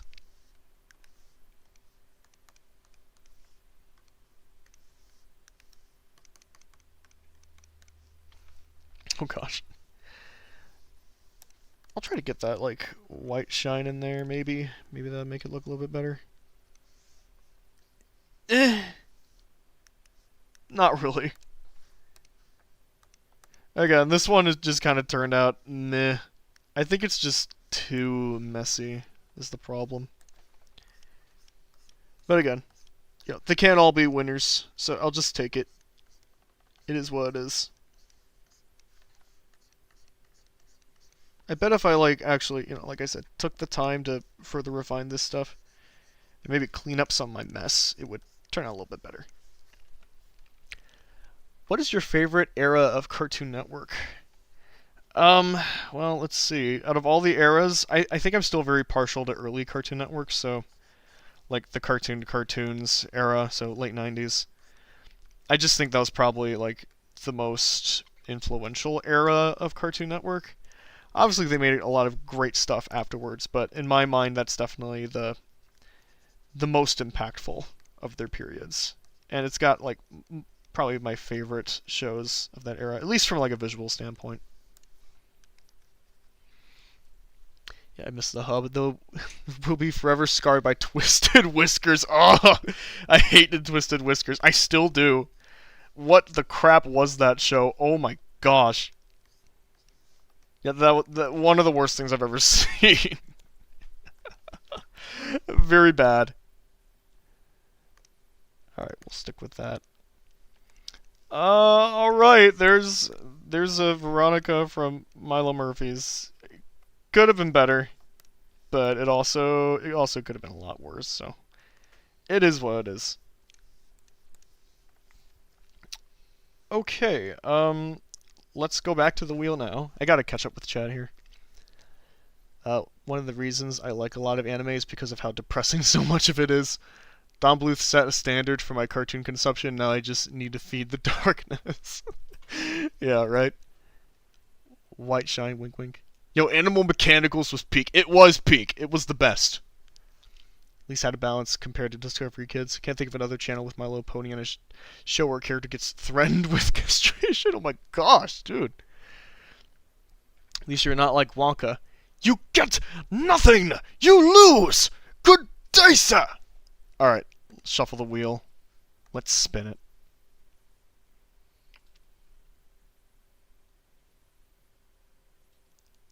Okay, and we've got Ed. We've landed on Ed. All right, so now the person who requested Ed didn't specify which of the many Eds in existence he wanted to see me draw. So I'm just gonna choose my Ed, and you know what? We're gonna make it kind of an obvious choice. We're gonna make it this guy, this dude. I think it's the only logical thing to do. Ed. The crowd cheers for Ed. It is truly a momentous occasion. I finally am drawing one of the Ed brothers. My childhood was Dora teaching me English in Germany. She did that instead of Spanish. Oh, really? That's cool. I didn't really realize that. Pick one of the many Eds, yes. The famous Ed. The iconic Ed. This is the most important Ed right here.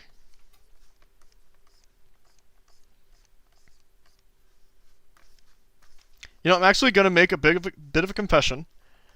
I have seen very little of Ed, Edd and Eddy. But a lot of people have told me that my style really looks like Ed, Edd and Eddy, despite the fact I have not seen a lot of the show. So it creates a rather interesting dichotomy there. So I should probably get my act together and watch Ed, Edd and Eddy. One of these days I will do it. I already like Danny Antonucci decent enough with his other work, so I feel like it's only right.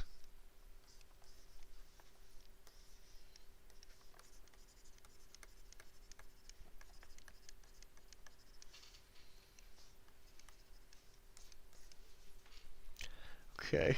Famous Ed. Ed, and Eddy. Same here. Icon Ed. Everybody's over Ed. I'm happy I can satisfy you folks. With the Edster.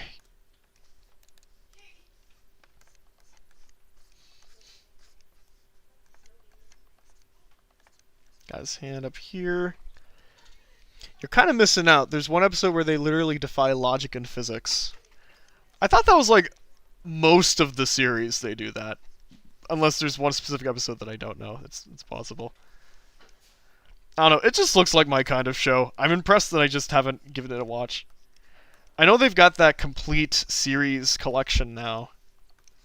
And I think they've it's at discount at Walmart currently. So, yeah, maybe it's time. Maybe today now is the time for me to watch this show.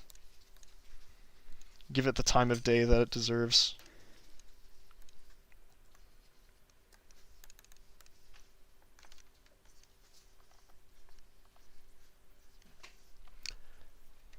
Okay, just an older cartoon, zeitgeist, I reckon. From an animation standpoint, that episode's top tier. I always think your art style feels like David Feiss. A lot of people say that too, but I actually have seen very little David Feiss as well, of his cartoons. So, I really don't know what's going on. But, no. I should watch Cow and Chicken one of these days, too.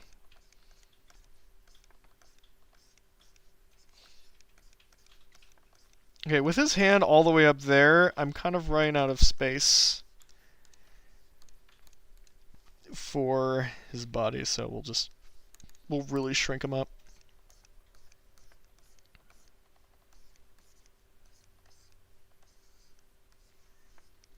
I do think the animation in Ed, Edd and Eddy, from what I've seen, is very impressive, even for like 90s cartoons. Especially how they managed to kind of maintain the wiggly sort of line work aesthetic while having the animations still remain really smooth. I don't know. I think it's just really cool.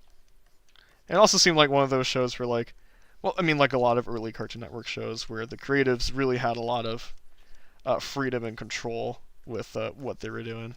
So that's kind of neat. I never bothered to watch Arcane because I hate when people tell me I have to watch a show and because I really don't like the art style. I already did 3D looking as 2D. Oh, interesting. Don't like that mix of Spider-Verse, Borderlands, and Disney. Also, won't touch anything related to League of Legends, but the adult content online. I mean, it is kind of interesting with a Spider-Verse in particular because that almost kind of started a trend, which is like a blessing and a curse where like every like major animated film now almost wants to kind of mimic that the Spider-Verse aesthetics. But I feel like, others do it better than others, at least when it comes to like making it their own thing. But I think Arcane looks pretty good actually, so I haven't seen any of it, but I think it's a pretty nice looking show from what I've seen.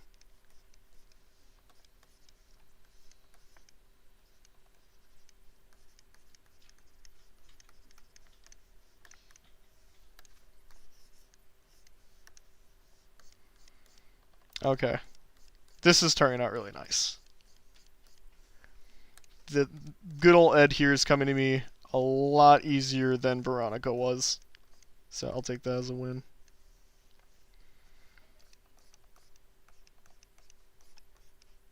He's such a goofy dude, look at him. You're missing out on Arcane, but I understand hyperversion. Yeah, I understand it too.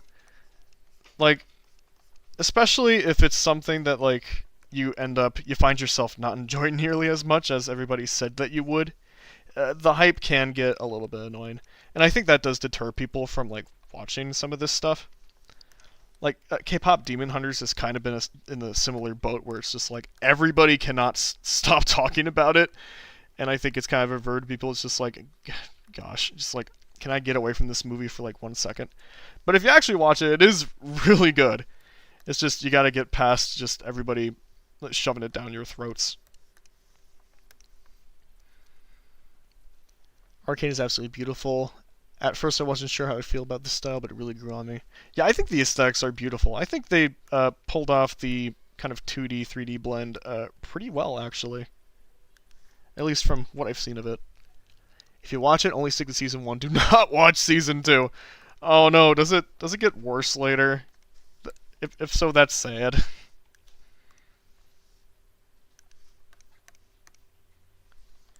Okay, let's do this. There we go. Gosh, got so many gaps going on. Jeez. Jeez Louise, Gromit. What else do I got going on? Okay, yeah, this finger. There we go. Take a drink for how many times I end up filling the screen instead. Okay, I really gotta catch up with chat. I don't care if the story is just 10 out of 10. I had how it looks. I find it repulsive. Just make it 2D. I mean, to each their own, you know. It's not for everyone.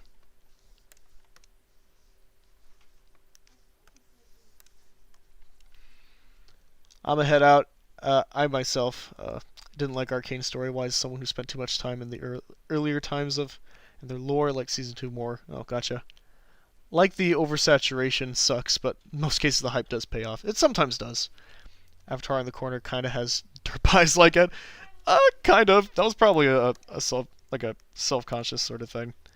Because, like I said, I have not seen a single episode of this show, so any influences, like direct homages to this series, are completely coincidental, and I'm being 100% serious about that.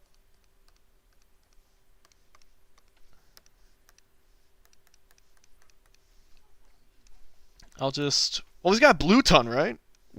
I think so. Yeah, he's got like a light turquoise ton, so I gotta make sure I get that. I was about to give him like a normal ton color, but I knew that was like, no, that's not quite it. There we go. Now that's accurate. Alright. There's Ed. I'm really happy with how this one turned out. So, yeah. Good stuff. Okay, I'll bring up the wheel, and then I'll try to catch up with chat here. It assassinates itself really badly. They crammed several seasons into one. Oh, that's always the worst. When they try to cram in several storylines in like one compact season or whatever. Also hate how K-pop demon hunters look. I like wacky expressions, but K-pop hunters' faces lack the humanity I'm looking for in wacky faces. Uh, they're so sparse in that movie that it really isn't a problem to me. Like it's usually only used for comedic effect. I don't know. I think the animation in that movie is brilliant. Season 1 felt complete, so I don't feel the need to watch Season 2. Too many times I've had a series feel complete and good, then have a new season come out that is awful. Yeah, that is so common. Hey, Watts, welcome. Lore. Now, that's a word I hate. Partially because people overuse it, also technically. I don't like it when the writing prioritizes lore over character. I will agree on that, at least. Okay, shuffle the wheel again. We'll spin it again. Let's see what we get. I watch K-pop demon hunters, but dude, musicals are not my vibe. That is completely okay. I getcha. Oh, here's a oddly specific one. Pomni in the classic Disney style. Let's give this a shot here. The Pomni part shouldn't be tough, because I've drawn Pomni several times already in the past. But matching the Disney style might be a little bit tricky. So I will try my best. We'll give it a shot. Is there a Pomni plush now? That looks real. It's a large plush. Okay, I'll have to look that one up, I guess. There's Existential Clown, my favorite. Digital Circus, heck yeah. Heck yeah, indeed, dude. I've kind of become a Digital Circus diehard, if I'm being honest. Okay, so I'm trying to think about, like, what approach I should go about this. Like, I almost want to try to go for, like, the Disney Renaissance look. But I also don't want to make her look like just a plain old Disney princess either. Because that would be kind of silly. So, I've got references up on my end. I won't post all of them here because I'm probably going to need to look at several things. But I'll try this stuff. Yes, they've always had plushies since episode 1. But, no, this one's different looking, though. Let me actually show you the image real quick. This plush right here, like on the Moose website, I have not seen this before, so I was just wondering if this was real or not. Moose is an actual brand, so it's got to be, right? I'll I'll look into it later. But I've got several plushes kicking around already. I think not everything needs a long drawn-out backstory. Yeah. I only used the word because there was a story in League of, but Riot has been very consistent in deleting their universe. Oh boy, I see. Make her look like a princess, but she's very weirded out by it. That might be a good idea. Let's use that as a launching point. I'm wondering if I shouldn't get like something along the lines of like Belle of Beauty and the Beast then. Like give her that sort of dress. Episode 4 had a knockoff plush of Kane appear. Yes, I remember that, and that was glorious. Don't organize that plush either. Anyways, enough of Arcane for me. I've yapped about this too much for one lifetime. No, your yapping is fine. We need a vent every now and again, you know. It's not a big deal. The venting is fine. Okay, yeah, we'll go with something kind of like this. That should be more than enough. But I'll, like, lower that down so I can actually see what I'm drawing. Pomni, I have snorted an copious amount of coke!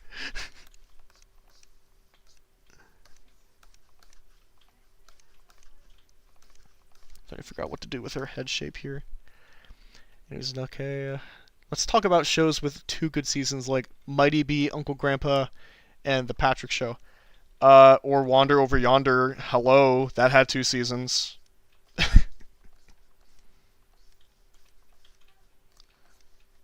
I do want to keep Pomni's chubbiness a little bit, because she's very round.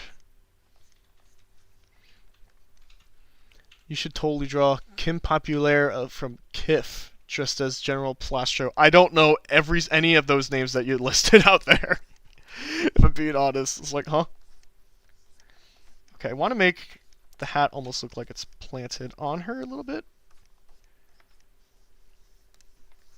We'll keep her hat on though, because that's just kind of, that's par for the course when it comes to Pomni. We'll maybe add some more kind of form, if we can, to her hat.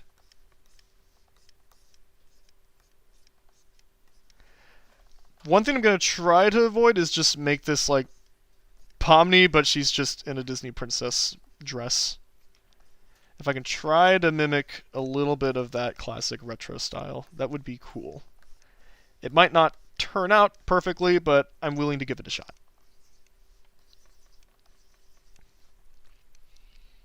Bro, Wander Over Yonder's so good. It's the freaking best show ever made. And that is an actual fact. If anybody wants to argue with me over it, then go on ahead. No, I'm just kidding. And a lot of people say that like that show should have gotten like more seasons. And more would have been great, but I feel like the crew really were at the height of their powers at season 2. So the series ended off on an incredibly high note, which I think is satisfying. Gargoyles had 2 glorious seasons. Yeah, Gargoyles, of course. You can't forget about Gargoyles. That was really great.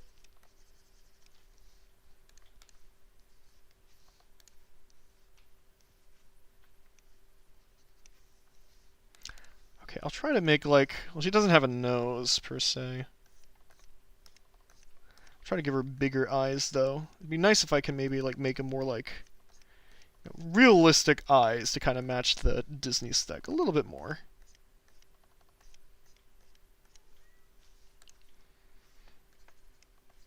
We'll give her more like realistic irises too, for that reason. Now this probably ain't going to be super clean looking, but again, at least I can try. I am giving it my best shot. I hope the Powerpuff Girls reboot by McCracken will be good enough to take away the bad taste the 2016 left. I still don't like the fact that they're making a reboot, but I'm at least glad that McCracken is involved this time.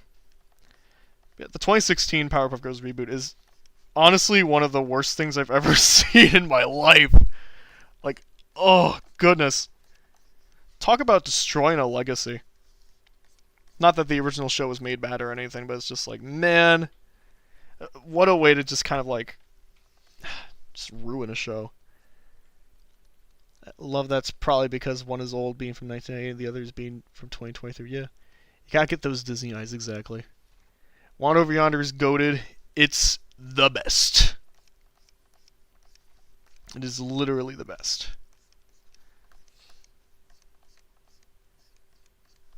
Okay, I gotta get my pen charging cable in real quick because my pen, again, is low on juice.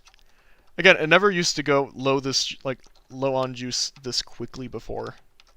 But I've also been using this pen and tablet for many, many years, so it's just kind of, I guess it's just par for the course.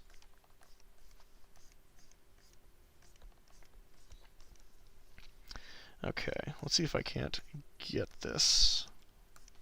I gotta get the tassels on the dress just right, because otherwise it's just gonna look very strange.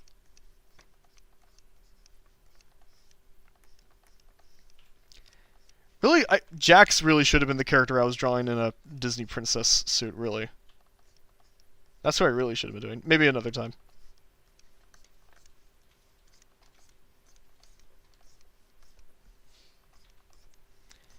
Yeah, Pomni's not really sure how to feel about this. She's just kind of like, I don't like this. I don't like this too much.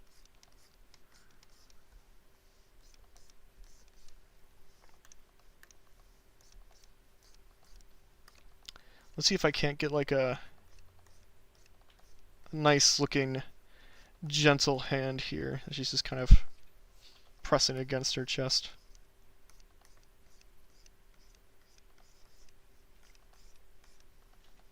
I'm actually really digging this. This is something that might flesh out later. It might be worth doing. Because, yeah, I'm quite liking how this is turning out. It's not perfect, but it's enough of a base where I feel like I could definitely refine it later. I'll try to get her neck in there, so that way it is present. And I feel like we should just have her hands behind her back, because, you know, she's kind of just nervous about this whole ordeal. She's not a fan of it.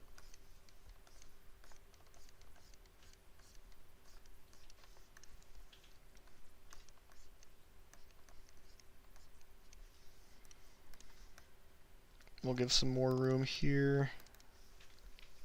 I'll actually shrink this a little bit. I'm spending a lot of time on this one. Today I got the Guinevere plushie, so it's fitting Pomni is next. I still need to watch Knights of Guinevere. I've been meaning to for a long time. But again, one of those things that I haven't been able to get to.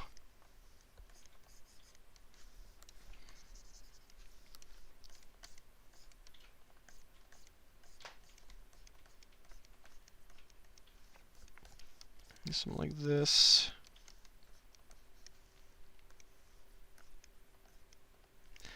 Pomni almost looks a little bit more sad, I guess. Hold on. There we go. Just that eyebrow raise, I think, kind of changes everything. And let's see if we can't get something like define the eyes a little bit more. Yeah, something like that. You know, feels good.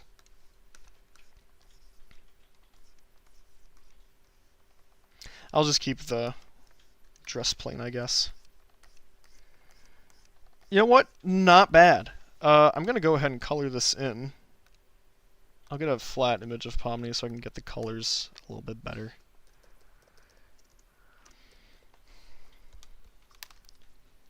Many complain about SpongeBob and Simpsons being zombie franchises, but Powerpuff maybe had it worse. Oh, they've definitely had it worse, because at least SpongeBob and The Simpsons haven't received like distasteful reboots or anything of that sort yet. It may happen one of these days, but hopefully not during my lifetime.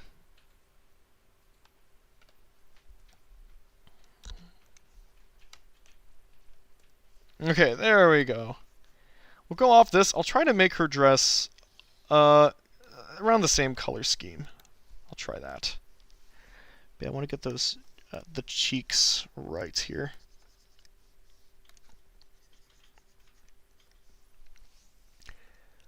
Heard the whole bliss thing was okay, at least in my opinion. Not sure what that is. Me and my friend were breaking down over the ending of episode 6. Yeah, me and the boys breaking down to episode 6. Yeah, that episode did something to my brain chemistry. Same with my sister. I think it did for a lot of people.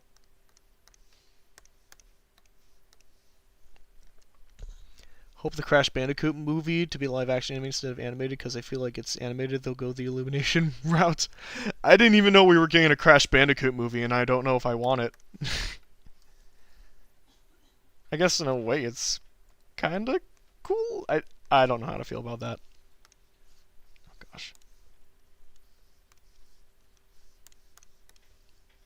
There we go.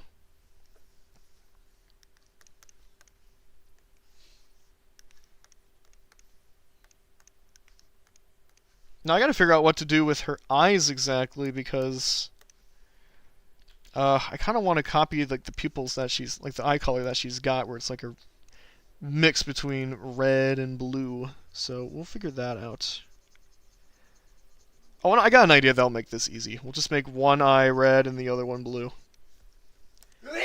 And then we'll add the little eye shine on there. Yeah, it's fine. That works out pretty well. Like, I mean, it's not awful. We'll go with it.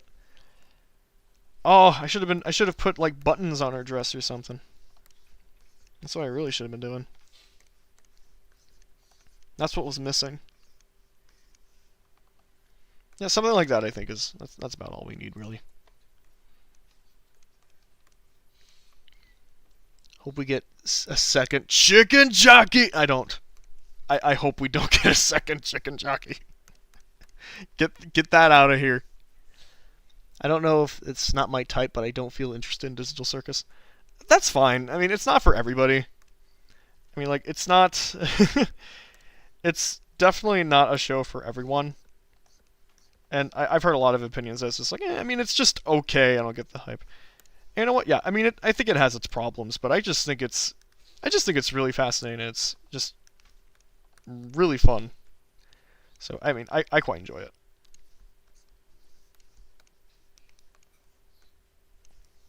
Okay, we'll make the gloves white too. Maybe that's what I'm missing. I'm missing the mascara under her... Oh, mascara. The black lines under her eyes. That might be the last thing we really need.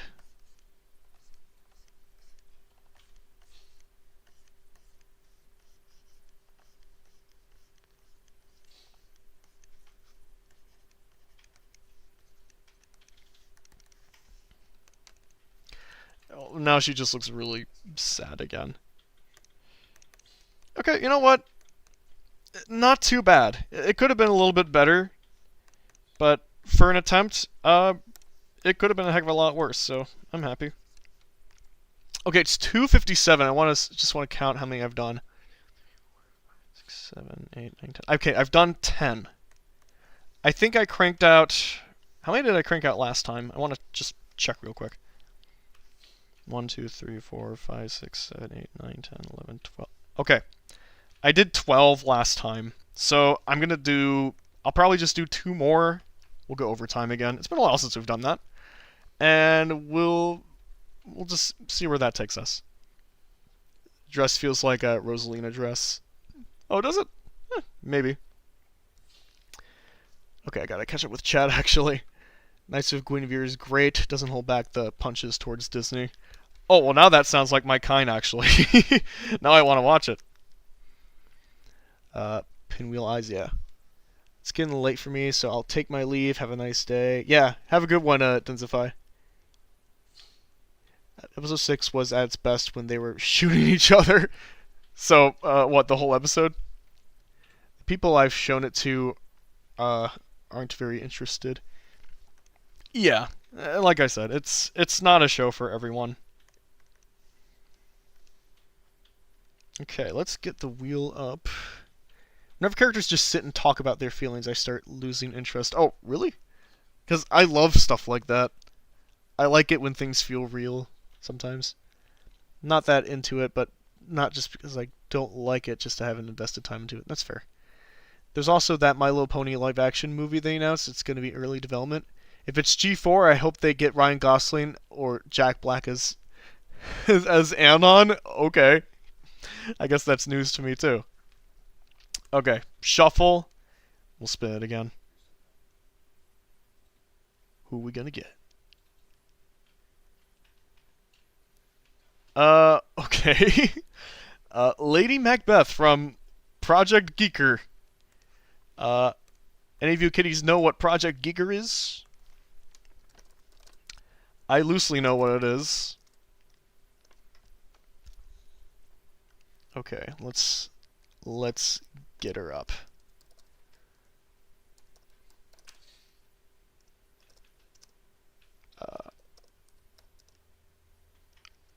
Project Geeker. Yeah, there she is. I'm an X lover, so those down-to-earth talks feed me. They feed me too, for the most part. I also like it when characters talk about it, but it depends too much. I love Snoot Game, but I never found their angst scenes as preachy or out of place. I guess that's understandable. It can be a little bit too much. But like when I think of the like the fight out scene between in episode 6, I won't go into it too much. It was long, sure, but I think why it worked so well and why it like kind of stuck with a lot of people was the fact that it really did feel, it felt very real, and it was that part that kind of unnerved people. If they do a My Little Pony live action movie, I what I want is for them to just get some horses and paint them and then make them talk like in Babe. No, I want them to talk like they do in like Mr. Ed or something like that. Just feed all the horses peanut butter and then call it a day. Another idea, they could just not make it. That might not be a bad idea actually. My voice crack like out. Okay, so there's Lady Macbeth. All right, let's give her a shot here. Love when Digital Circus gets serious with the dialogue and characters because they sort of saying everything sucks, but we can pull through and become better. Yeah, exactly. There's still like that little spark of hope with a lot of the characters that I do really like, even though things with Jack seem kind of hopeless right now. I'm just throwing this out here. I'm kind of convinced that Kane is going to be the twist villain. Nobody can convince me otherwise. He is going to be the twist villain. For any of you that saw the ending to the last episode, I don't see any other outcome happening. Okay, I will try. So the unfortunate thing when a character like Lady Macbeth has no hair, it's a little harder for me to cheat with the anatomy. So let's see if I can't do this.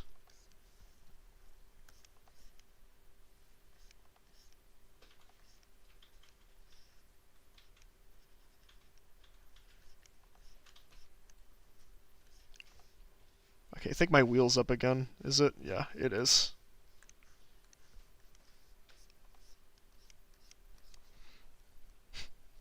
Fight scene in the movie felt more real to me. It might have been more real. I don't know. I haven't seen that, so I would have no way of knowing.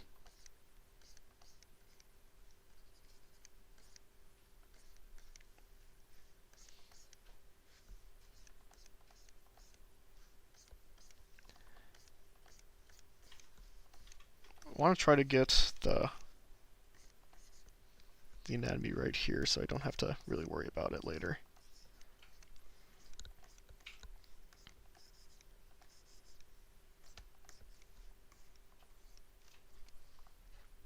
Kane is the twist film. He's like, I don't see how else this can go down. He just screams. He's been screaming that to me a lot lately. I feel like that's the only option. Kane saying, "I'm I'm the digital." No, I gotta do it in the Kane voice. I'm the digital circus. So it really isn't a twist. The story was inspired by "I have no mouth, but I must scream." That is true. I have no idea. I haven't actually read that though, so I don't know what the plot is. So I'm sure like everybody's just kind of expecting it, but you know, as somebody who's not familiar with it, you know, I know it's kind of new to me.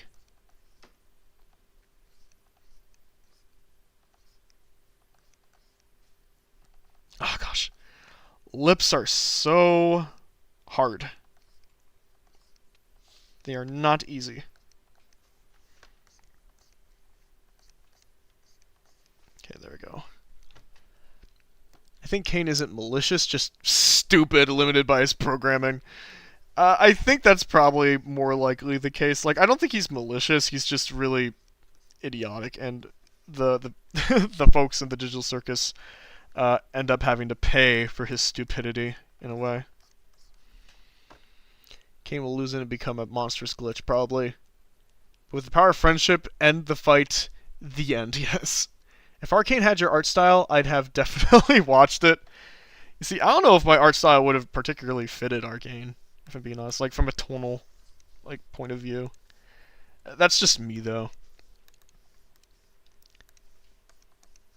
Because I probably, you know, if I had all the freedom in the world, I probably would have gone something, you know, a little bit more cartoony and exaggerated, because that's just my personal taste. We can extend out your arm a little bit more. Okay, then her robotic arm is huge. So let's get that out of the way.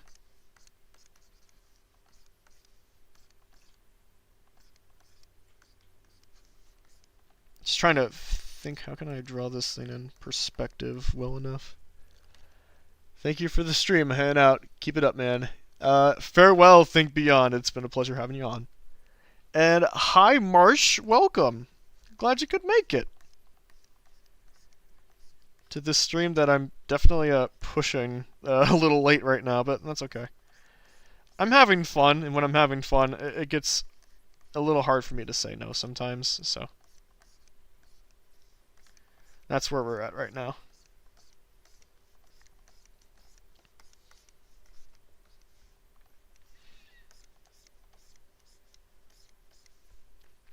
Okay. Now this ponytail is huge. And because of that, I think I'm going to shove you a little bit more to the right, to the left, getting my directions mixed up, so I actually have room for that ponytail. There are ways to make cartoony art styles stay as such and will still take them seriously. I feel that Zero nailed it quite well with Monkey Wrench. Well, yeah, absolutely. You can definitely do cartoony well, and with a more serious tone. I kind of take umbrage to take umbrage. That's wrong use of that word. I take a lot of inspiration from what Gendy said about that when he was developing Unicorn Warriors Eternal. I guess he was being told that, like, you can't really do serious with a cartoony art style like that. And he was just like, that's freaking stupid. So he basically just went ahead with it. I just don't feel like I would be able to really pull that off nearly as well. So excited you landed on Lady Macbeth. Yeah. Yeah, of the 42 characters that are on there, yeah. Well, I'm doing my best.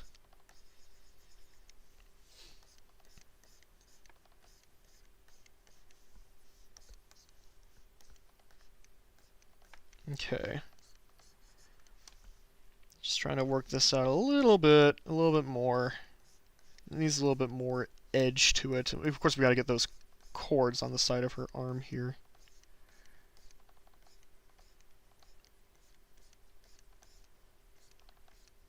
Yeah, that should more than suffice there. Okay.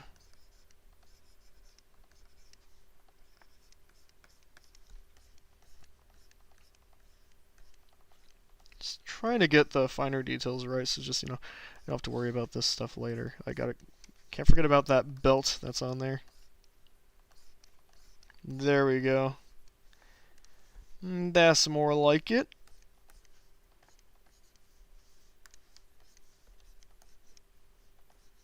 Try and include a little bit of a cheek mark there so you can actually see that she has a cheek on the other side of her head. It's kind of important.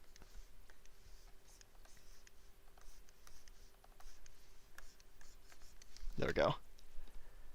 Gonna head out now. It was fun. See ya. Yep. See ya, Chica fan. Thank you for joining. Pleasure having you here.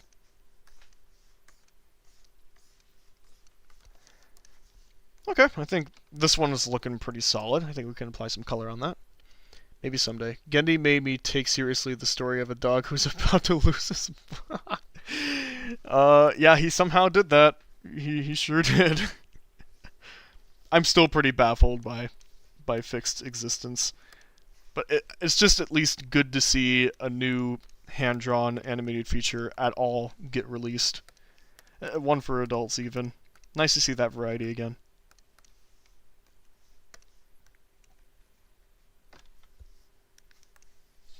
Okay, there's that. She's got, like, kind of bluish eyes, so... Here's what I'll do, just to simplify it, actually. Gotta make it a dark blue now so I can actually see the stinking eyes. There we go. That works out. Feels like a enemy from Street Rage. No, this is something entirely different. The funny thing about Project Geekers that like I actually knew absolutely nothing about this show for a long time. But my aunt was telling me about it because she had memories of the show growing up, and but like for the longest time she couldn't remember what the heck it was called years later. So she searched, she looked everywhere she could, and then she finally found it, and it was just this weird show that got like I don't know a really short runtime. It was one of Doug TenNapel's TV shows that I don't think it did very well at ratings wise, so it ended pretty early. I see Ants on Drugs just appeared in my feature. Ants on Drugs? Have you heard of crack? There was like one educational video. This might be what you're talking about. I don't know. Where it was like these ants. It was like a second grade video or something. Where it was like these cartoon ants telling like warning you about the dangers of like drugs and stuff. Again, though, to like second graders, it's just like, wait, what? What? Are we really doing this right now with like 10-year-olds or like 8-year-olds? Different times, man.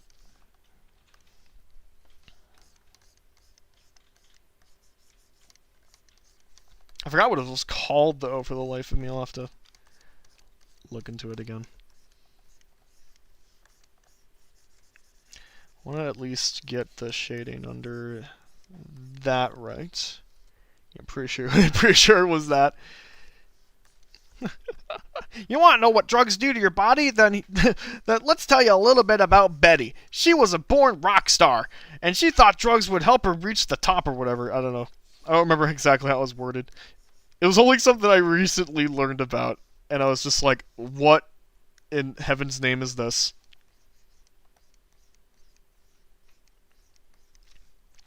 I love like incredibly bizarre videos like that though.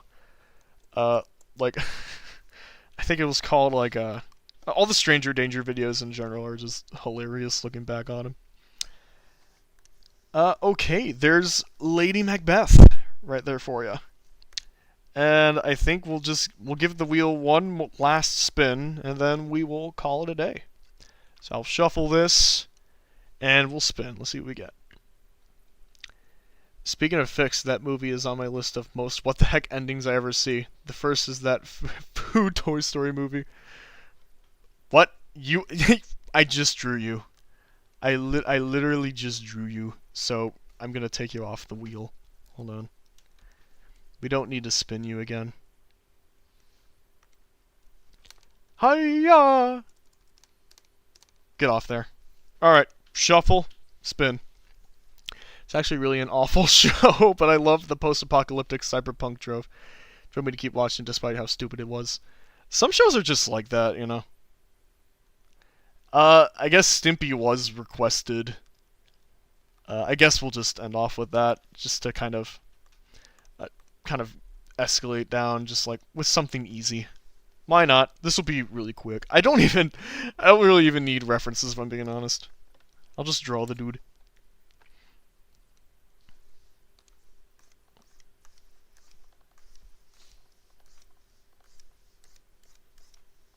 I've drawn Ren and Stimpy so many times at this point that they're basically engraved in my muscle memory. So like they're really, really quick and easy for me to draw. I will say though, I do find myself struggling more often with Stimpy than I do Ren. I don't know why. Rigged! Yeah, I'm actually wondering if I maybe shouldn't do another one after this, because I got Stimpy is just like so... He's so easy for me. I really... Yeah, I'll do one more after this. You know what? Why not? But I'll just draw a quick Stimpy.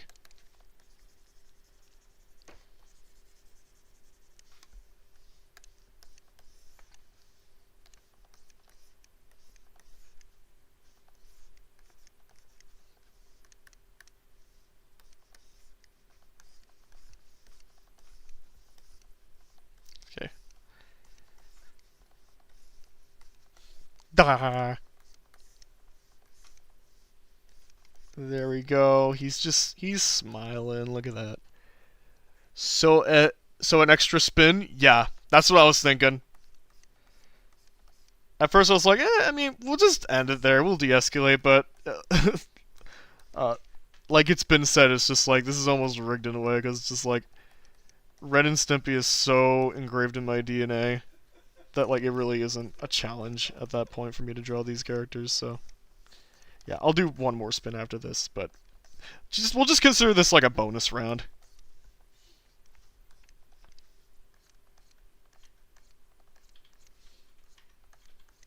Because like, look how quickly I'm going with this. It's like this. Come on, we gotta do something a little bit more than just this. Cutely draws characters with 100% strawberry jam on them in class. Heck yeah. Here's the thing though, Stimpy is really basic, but like both Ren and Stimpy are kind of tricky characters to draw.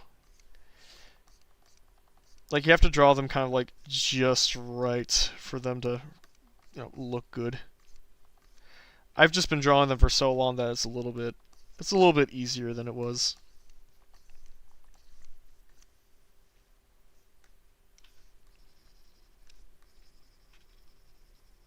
But yeah, this is going by really quick.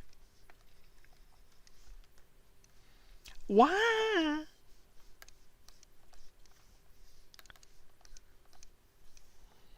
Get that nose shine in there. Gotta make room for his legs.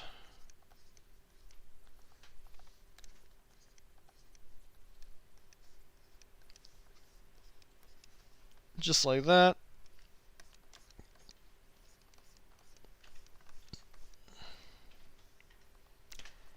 Just draw his feet real quick.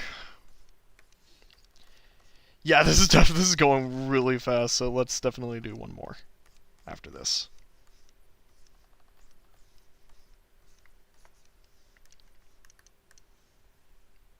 I blinked, and for a split second I thought that was Zig from Zig and Sharko. I almost forgot about that show's existence. Okay, I'm not really liking how I'm doing these feet. Zig and Sharko just looks pretty bland to me. I have really no interest in watching that.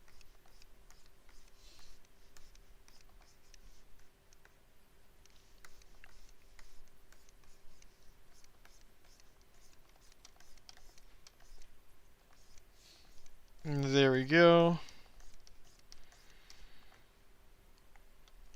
I mean, like, he's basically ready for color now. It's only been, I don't know, probably less than 5 minutes of me drawing this, so yeah, we're definitely going to do another one. Okay.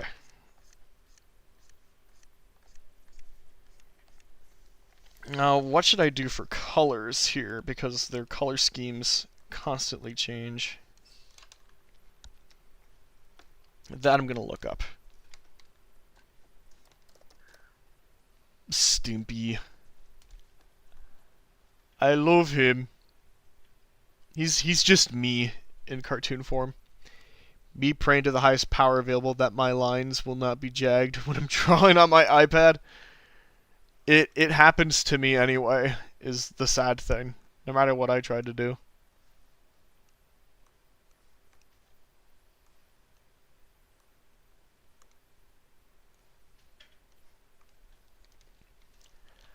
Oh yeah, we're doing this one. I've always loved this particular color scheme of Stimp, so we're going to go with this one. Yep, that's not what I tried to do. Okay. Copy that. There we go. This is like the definitive drawing of Stimpy for me. Okay. Oh. Got gaps going on. We can't have those gaps going on.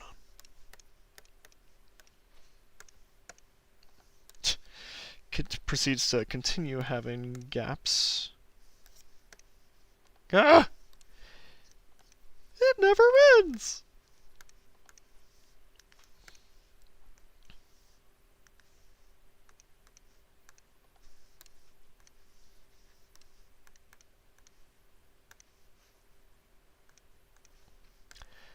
Okay, more gaps.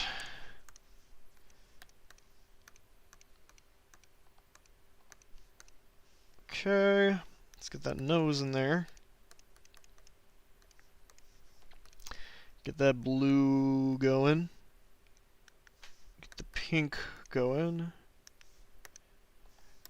Close off those gaps going.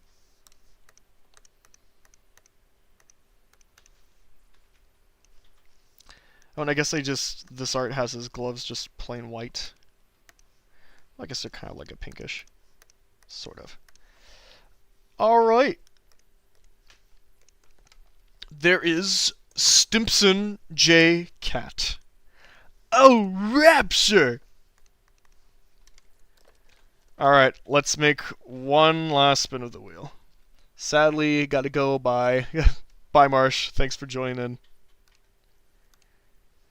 Alright, shuffle it one last time, and we're gonna spin it one last time. Let's see who we're gonna end off with.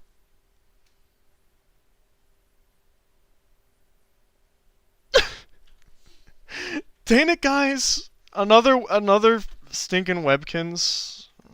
Okay, sure. Snowflake Puppy, was it? We might have to do another one after this one. Snowflake Puppy.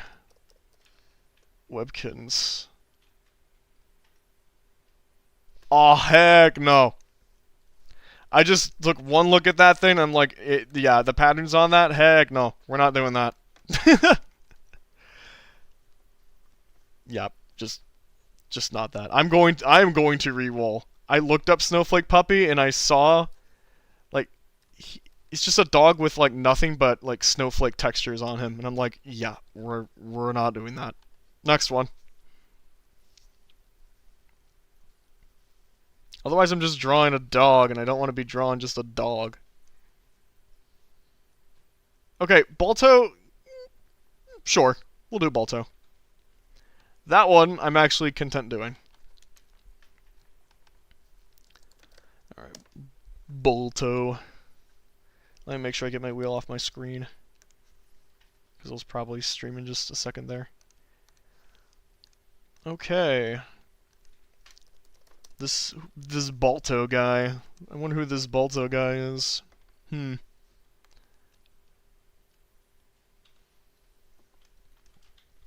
been a hot second since I've seen this one, but I remember it being very good. I remember Balto being a very good movie. And Balto is more of a dog. Yeah, he not necessarily a man.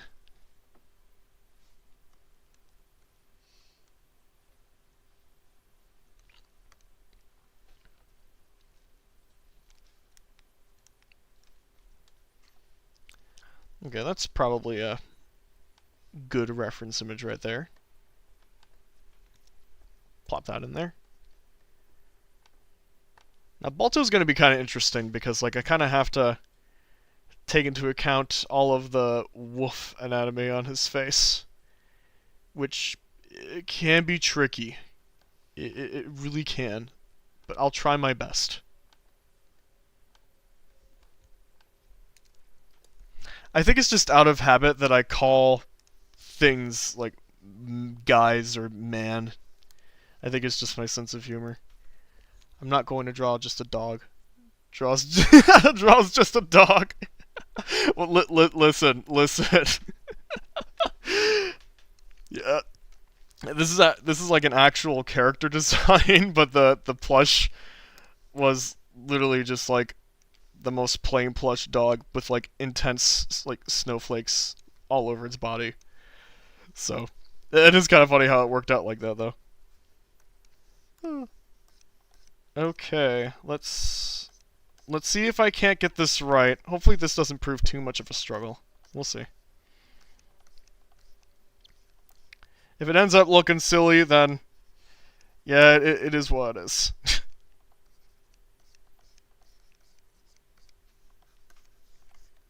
At least I will have made an attempt to do something good.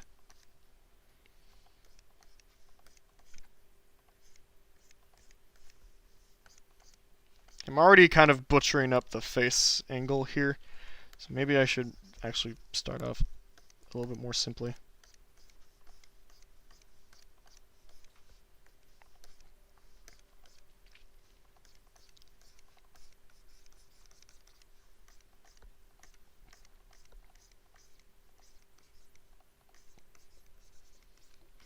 You were destined to draw a dog. I was destined to draw a dog either way, really, yeah. But I don't know. I just took one look at Snowflake Puppy and I was just like, this is going to give me a lot more pain than anything else, so I'm just like, no. Balto, the copy of that dog from All Dogs Go to Heaven, but in Alaska. I'm pretty sure Balto was a real Alaskan dog. I'm pretty sure Alaskan wolf. Pretty sure that's a real story, and I think that's what the movie itself is based off of. Loosely based off of, I should say, because there's no there's no talking elderly geese nor any polar bears voiced by Phil Collins. So that didn't happen in real life.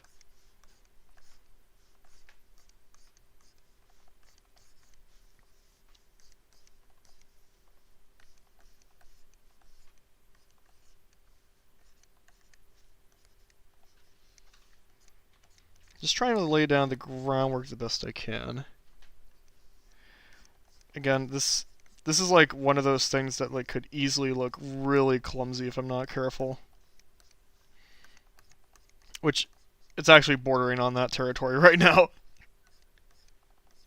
Like, my goodness. Okay, we will work this out.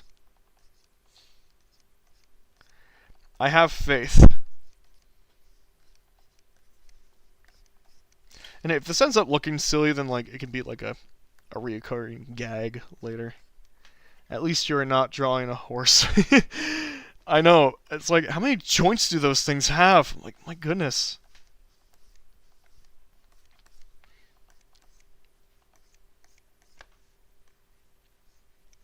Okay, yeah, this is looking a bit cheesy.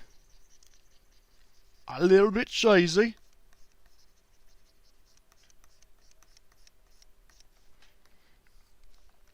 Okay, I'm just trying to figure out what my next move should be. I'll do this. The eyes are what are really gonna, like, kind of make or break this, I think. Here's a question. Are you religious? I am a Christian, yes, so I guess that would count as religious. I don't know. I feel like my connection with certain pieces of media can be almost spiritual in a way, too, in the way I view art, so I guess it can be kind of religious in that sense too. Like I view a movie like The Wind Rises as like a spiritual healing for me, and I feel like the best work of art can leave like a spiritual impact rather than just like a momentary one. If you know what I mean, I'm not explaining it the best, but yeah, just to loosely answer that question. All right. Here comes the eyes. This is going to be the deal breaker.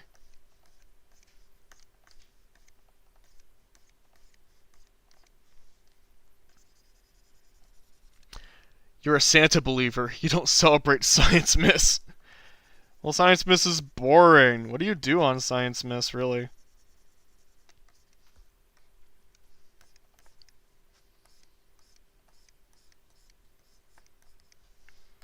Well, he's not looking perfect, but he definitely could be a heck of a lot worse. I don't know, maybe he'll look a little bit better in color, but it's just... something about this is definitely screaming. Definitely the first time drawing this character. It ain't the best. But I'm oh gosh, now that's looking a little rough. I gotta make sure when I'm drawing the kind of pockets around his eyes that like they are matching the form of his face. And I wasn't doing that, and all of a sudden it was just like, ah! It was looking pretty bad, so. Balto have 3 movies, 2 that was sent to DVD after that. Well, the 2 fans of Balto are waiting for the... There's a live-action Balto movie in the works. I'm not sure how I feel about that. But yeah, I am aware of the existence of the sequels. I don't really want to watch those. I've heard that they're pretty bonkers. That or they're just really boring. Usually one of those two. Wait for the gifts to evolve while you drink soy milk. Oh, that's funny. You celebrate Science Miss with beakers and plotted data points. Yes! And that's when it gets really exciting, is with those beakers, man.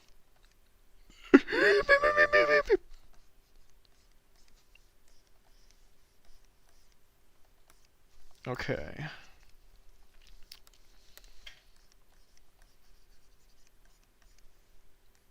I think I'm just gonna have to live with the fact that, like, yeah, this is just not gonna be the best. This is one of those things where, like, I need to actually study how this character works before I can do a really particularly good drawing of him.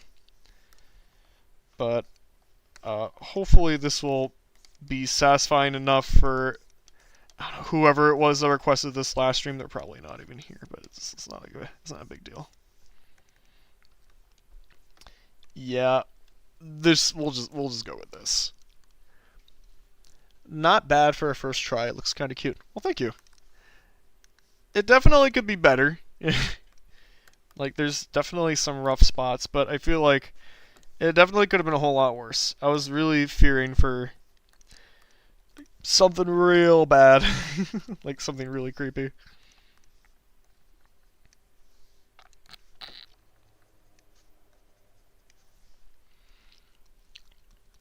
Also have to say this before you leave. Thank you for drawing Cavalier and Grand Duke of Owls. Really loving your style. Take this. Oh, thank you. I appreciate ya, Dennis. I did my best. Yeah, I think this is going to look better in color, actually. Like, not much better, but better, for sure. Oh, gosh.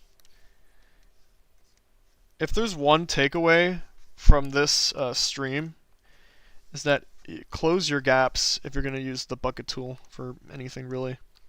Because otherwise, stuff like what you've been seeing all stream will happen. And it's not always the most fun to deal with.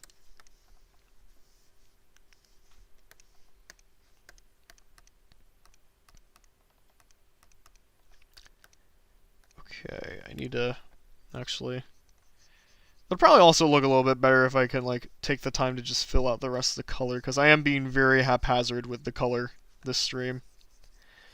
Just plotting down the basic colors just so they're there, rather than actually, taking the time to do them properly.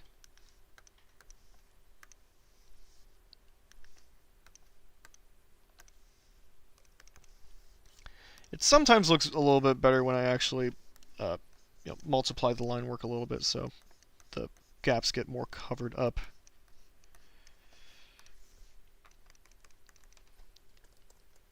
Yeah, like that.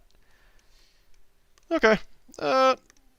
Not the best, but also not the worst. We'll settle with that. Balto. It's a good movie. You should watch it. Balto is a cute wolf. Hope there is not a lot of furry rule on him on the internet. Wait a minute. Oh, you have not discovered that corner yet, buddy. Okay, yeah, it's 3:33. It's crazy adding even a little color can save drawing. It really can. I think we'll call it there, because it is 3:34. But, not too bad. We got 1, 2, 3, 4, 5, 6, 7, 8, 9, 10. Got 13 drawings out of the stream. So, pretty good, actually. I was pretty productive this entire time. And the suggestions were, well, on the wheel at least, were pretty fun. I had a good time tackling a lot of these, even if some of them were giving me a bit of trouble. It's always it's always good to give yourself a little bit of a challenge every now and again. Because I used to color all my hand-drawn art digitally, I still obsessively close my gaps when I'm inking for just regular marker drawings. Yeah, same here. But, yeah, I'm going to close up shop for the day, because, like I said, we're going quite well over. But this was fun. Thank you all for tuning in. It was really great talking to you, the folks, as always. Oh, I forgot about that guy. But I am pooped, and I still got other things to do in my day. So, yeah, we'll just call it here. Just a heads up for next month that I will be hosting my stream a little bit earlier in the month again, due to Christmas being on the last Thursday of that month. So we're going to be streaming next month on let's see what day it is even. On the 18th. So I'll obviously let you guys all know once the stream comes around, but that is the game plan.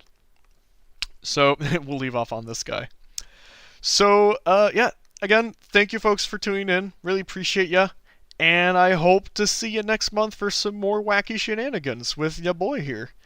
And maybe you'll see Business Dog here too. Oh yeah, and also sorry for not drawing your mom. We'll do that next time maybe. We'll see. Anyways, see you folks. Y'all take care. Adios and peace. Where are my tabs? I gotta figure out where my tabs are. Okay, right here. Bye-bye.